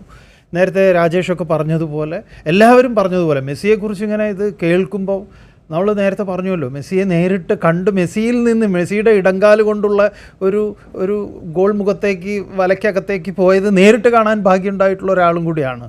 അപ്പോൾ ഇന്ന് എന്തും സംഭവിക്കും, നമുക്കതൊക്കെ നേരിട്ട് കാണാം. നമുക്ക് പ്രവചനത്തിന് അപ്പുറത്താണ്. നമ്മളിപ്പോൾ പറയുമ്പം പറയാം, എന്താ പറയുക, സ്പെയിൻ ചിലപ്പോൾ ഒരു 70% ബോൾ കയ്യിൽ വെക്കാം. പക്ഷേ മതി 30% വളരെ കുറഞ്ഞ സമയം കൊണ്ട് മെസ്സി എന്തും തീർക്കാം. മെസ്സിക്ക് വേണ്ടി അർജൻറ്റീനയിലെ 10 പേർ കളിക്കുമ്പം ഈ 10 പേർക്ക് വേണ്ടിയാണ് മെസ്സി കളിക്കുന്നത്. 10 പേരിലൂടെ നേരത്തെ പറഞ്ഞല്ലോ, ശരത്ത് തന്നെ പറഞ്ഞില്ലേ, ഗോൾ അടിപ്പിക്കുന്ന ഒരു ഗോളടി യന്ത്രം കൂടിയാണ് മെസ്സി. കൃത്യമായി തല വെച്ച് കൊടുത്താൽ മതി, കാല് വെച്ച് കൊടുത്താൽ മതി. അതൊക്കെ ഇന്ന് നമുക്ക് പ്രവചനത്തിനപ്പുറത്ത് നമുക്കിന്നത് നേരിട്ട് അനുഭവിക്കാം. മെസ്സി വീണ്ടും കപ്പുയർത്തട്ടെ. കപ്പുയർത്തുന്നത് കാണാൻ വളരെ ആകാംക്ഷയോടുകൂടി തന്നെയാണ് നമ്മളും കാത്തിരിക്കുന്നത്. ഈ കഴിഞ്ഞ ഒരു പ്രഭാഷണത്തിൽ നമ്മൾ പറഞ്ഞിരുന്നു, സ്വാമി എന്താ ഈ അയോധ്യ ഇതൊക്കെ നടക്കുമ്പോൾ എന്താണ് സ്വാമി ഒന്നും പറയാത്തത്? നമ്മൾ പറഞ്ഞ എല്ലാം നിർത്തിയിട്ടുണ്ട്, ചർച്ചകൾക്കൊന്നും ഇപ്പോൾ പോകുന്നില്ല. അപ്പോൾ ഇന്ന് ഇത് ഈ ഫുട്ബോൾ ആയതുകൊണ്ട്, മറ്റിവിടെ വാദിക്കാനും കലഹിക്കാനും ഒന്നും ഇല്ലാത്തത് കൊണ്ട്, ഫുട്ബോൾ ആയതുകൊണ്ടും അത് നമ്മുടെ അതാണിപ്പോൾ നമ്മുടെ രാഷ്ട്രീയം. അതുകൊണ്ട് വളരെ സന്തോഷമായിട്ടാണ് ശരത്ത് വിളിച്ചപ്പോൾ നമ്മൾ നേരെ സ്റ്റുഡിയോയിൽ എത്താമെന്ന് പറഞ്ഞു. പിന്നെ രാജേഷും എല്ലാവരും പറയുന്നതൊക്കെ കേൾക്കുമ്പോൾ ഭയങ്കര സന്തോഷമുണ്ട്. തീർച്ചയായിട്ടും നമ്മൾ ഇന്നലത്തെ കളി പറഞ്ഞ പോലെ ഇന്നലത്തെ കളി കണ്ടിട്ടില്ലെങ്കിൽ അതൊരു വലിയ നഷ്ടം തന്നെയായിരുന്നു. ഒരു കളി പോലും നമ്മൾ മിസ്സാക്കിയിട്ടില്ല. നമ്മുടെ ഫേസ്ബുക്ക് മെറ്റ ഒരു 5 ദിവസത്തേക്ക് ബ്ലോക്ക് ചെയ്തു. കാരണം ഗോളടിക്കുന്നതൊക്കെ നമ്മൾ നേരെ എടുത്ത് ഫേസ്ബുക്കിൽ പോസ്റ്റ് ചെയ്തത് കാരണമാണെന്ന് തോന്നുന്നുണ്ട്. ആ ഒരൊറ്റ കാരണം കൊണ്ടാണ് നമ്മുടെ ഫേസ്ബുക്ക് ഒരു 4 ദിവസം അവർ പൂട്ടി വെച്ചിരുന്നു. അപ്പോൾ നമ്മളും വലിയ നിരാശനായി, എന്താവും ഈ അവസ്ഥ. അതുകൊണ്ട് നേരിട്ട് ഇനി ലൈവ് ഇടുന്നത് പരിപാടിയില്ല. കളി ഒറ്റയൊന്നും ഒഴിവാക്കാതെ കാണുന്നു. അതെ, അതിപ്പോൾ സ്വാമി അതിൻ്റെ കാര്യം എന്ന് വെച്ചാൽ വളരെ നല്ല കാര്യം. കാരണം ഒരുപാട് ആളുകൾ സോഷ്യൽ മീഡിയയിൽ ഫേസ്ബുക്കിലും മറ്റും താങ്കൾ പങ്കുവെക്കുന്നത് കാണുന്നു എന്നതുകൊണ്ടാണ്, നമ്പർ കൂടുന്നത് കൊണ്ടാണ് മെറ്റ കൃത്യമായി ക്ലിപ്പ് ഇടുന്നത് അവിടെയാണ്. അങ്ങനെ അങ്ങ് പോകണ്ട എന്ന് പറഞ്ഞ് നന്നായി ഡിഫെൻഡ് ചെയ്യാണ് മെറ്റ സ്വാമി സന്ദീപാനന്ദഗിരിയെ, നന്നായി ബ്ലോക്ക് ചെയ്തു. അപ്പോൾ അതുകൊണ്ട് ശ്രദ്ധിച്ചോളുക. ഏതായാലും തീർച്ചയായും രാജേഷ് പറഞ്ഞ ഒരു കാര്യം, അത് നമ്മൾ കൈരളിക്ക് പ്രത്യേകം അതിന് നന്ദി പറയുന്നു. കാരണം നമ്മൾ ഇങ്ങനെ ഒരു കോമ്പിനേഷൻ എന്ന് പറഞ്ഞാൽ നമ്മുടെ സമൂഹത്തിലെ പല തുറയിലുള്ളവർ ഫുട്ബോളിനെ കുറിച്ച് സംസാരിക്കുന്നു എന്നുള്ളത് ഈവൻ അർജൻറ്റീനയിലോ സ്പെയിനിലോ നടക്കാത്തതാണ്. അതാണ് കേരളത്തിൻ്റെ ഒരു സൗന്ദര്യം. അത് നമുക്ക് അഭിമാനിക്കാം അക്കാര്യത്തിൽ. അവിടെ അതാണ് നമ്മൾ നേരത്തെ പറഞ്ഞ സുഡാനി ഫ്രം നൈജീരിയ പോലെ ഒരു സിനിമ, അതാണ് നമ്മൾ അതിൽ പറയുന്നുണ്ടല്ലോ. അത് അപ്പോൾ ഏതായാലും അതിൻ്റെ ഒരു ആവേശത്തെ നേരത്തെ എം പി രാജേഷ് വരുന്നതിന് മുമ്പ് സുബൈർ പറഞ്ഞൊരു വാചകമുണ്ട് കേരള രാജ്യത്ത് പറഞ്ഞോളൂ. ശരത്ത്, സ്വാമിക്ക് മെറ്റ മഞ്ഞക്കാട് കാണിച്ചിരിക്കുകയാണ്. അതെ, റെഡ് കാർഡ് വരാതിരിക്കട്ടെ, സൂക്ഷിച്ച് അല്ലേ. ഓക്കെ, ഏതായാലും നേരത്തെ പറഞ്ഞൊരു കാര്യം കൂടി ഓർമ്മിക്കേണ്ടതുണ്ട്.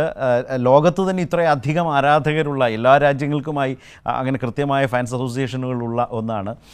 ഞാൻ കോഴിക്കോട് ചെന്നപ്പോൾ കണ്ട ഒരു കാര്യം വെച്ചാൽ ഞങ്ങളുടെ കോഴിക്കോട്ടെ ഒരു ക്യാമറാമാൻ ഗാന ടീമിൻ്റെ മികച്ച ആരാധകനായി അവരുടെ നാട്ടിൽ വെച്ചിരിക്കുന്ന ഫ്ലെക്സിൽ അദ്ദേഹത്തിൻ്റെ ഫോട്ടോയും ഉണ്ട് എന്ന് പറയുന്ന രസകരം. അപ്പോൾ എല്ലാ ടീമിനും മുമ്പ് ആഫ്രിക്കൻ ടീമുകളുടെ ശക്തിയെക്കുറിച്ചൊക്കെ നമ്മൾ പറഞ്ഞു. നേരത്തെ സുബൈർ പറഞ്ഞൊരു കാര്യം കൂടിയുണ്ട്, അതായത് സ്പെയിൻ അതുപോലെ അർജൻറ്റീന, ബാക്കി 46 രാജ്യങ്ങളുടെയും ആരാധകരെല്ലാവരും കൂടി ചേർന്ന് നിന്ന് സ്പെയിനിനൊപ്പം ചേർന്ന് നിൽക്കുന്ന ഒരു വല്ലാത്ത കാഴ്ച കൂടിയുണ്ട് അർജൻറ്റീനയ്ക്കെതിരെ. അങ്ങനെ ഒരു സാമ്പാർ മുന്നണി എന്നാണ് അതേക്കുറിച്ച് നേരത്തെ സുബൈർ വിശേഷിപ്പിക്കുകയും ചെയ്തത്. നമുക്ക് ട്രോളുകളുണ്ട്. ഏറ്റവും സ്വാധീനിച്ച, ഇഷ്ടപ്പെട്ട, ചിരിച്ചോന്ന് പറയാമോ? രസകരമായ ട്രോളുകൾ ഇറങ്ങിയിട്ടുണ്ട്. എം പി രാജേഷിന് ഇഷ്ടപ്പെട്ട ഏറെ ചിരിച്ചോന്ന് പറയാമോ? ഏറെ ചിരിപ്പിച്ച ഒന്ന് രണ്ടെണ്ണം പറയാം. അതിലൊന്ന് കിരീടത്തില് മോഹൻലാൽ നടന്നു വരുമ്പോൾ പുതിയ ഗുണ്ട നേതാവിനെ എല്ലാവരും പിന്തുണയ്ക്കുന്നത് പോലെ കൊച്ചിൻ ഹനീഫ കത്തിയുമായിട്ട് ധൈര്യമായിട്ട് നടന്നു ഞാൻ പിന്നാലെ ഉണ്ടെന്ന് പറയുന്നത് പോലെ അതാണ് ഇപ്പോൾ സ്പെയിനിൻ്റെ അവസ്ഥ എന്ന് പറഞ്ഞു. കാരണം പരാജയപ്പെട്ട ബാക്കി എല്ലാ ടീമുകളുടെയും ആരാധകർ സ്പെയിനിൻ്റെ സംരക്ഷകരായിട്ട് രംഗത്ത് വന്നിരിക്കുകയാണെന്ന് കാണിക്കുന്ന ഒരു ട്രോള്. മണിയാശാനാണ്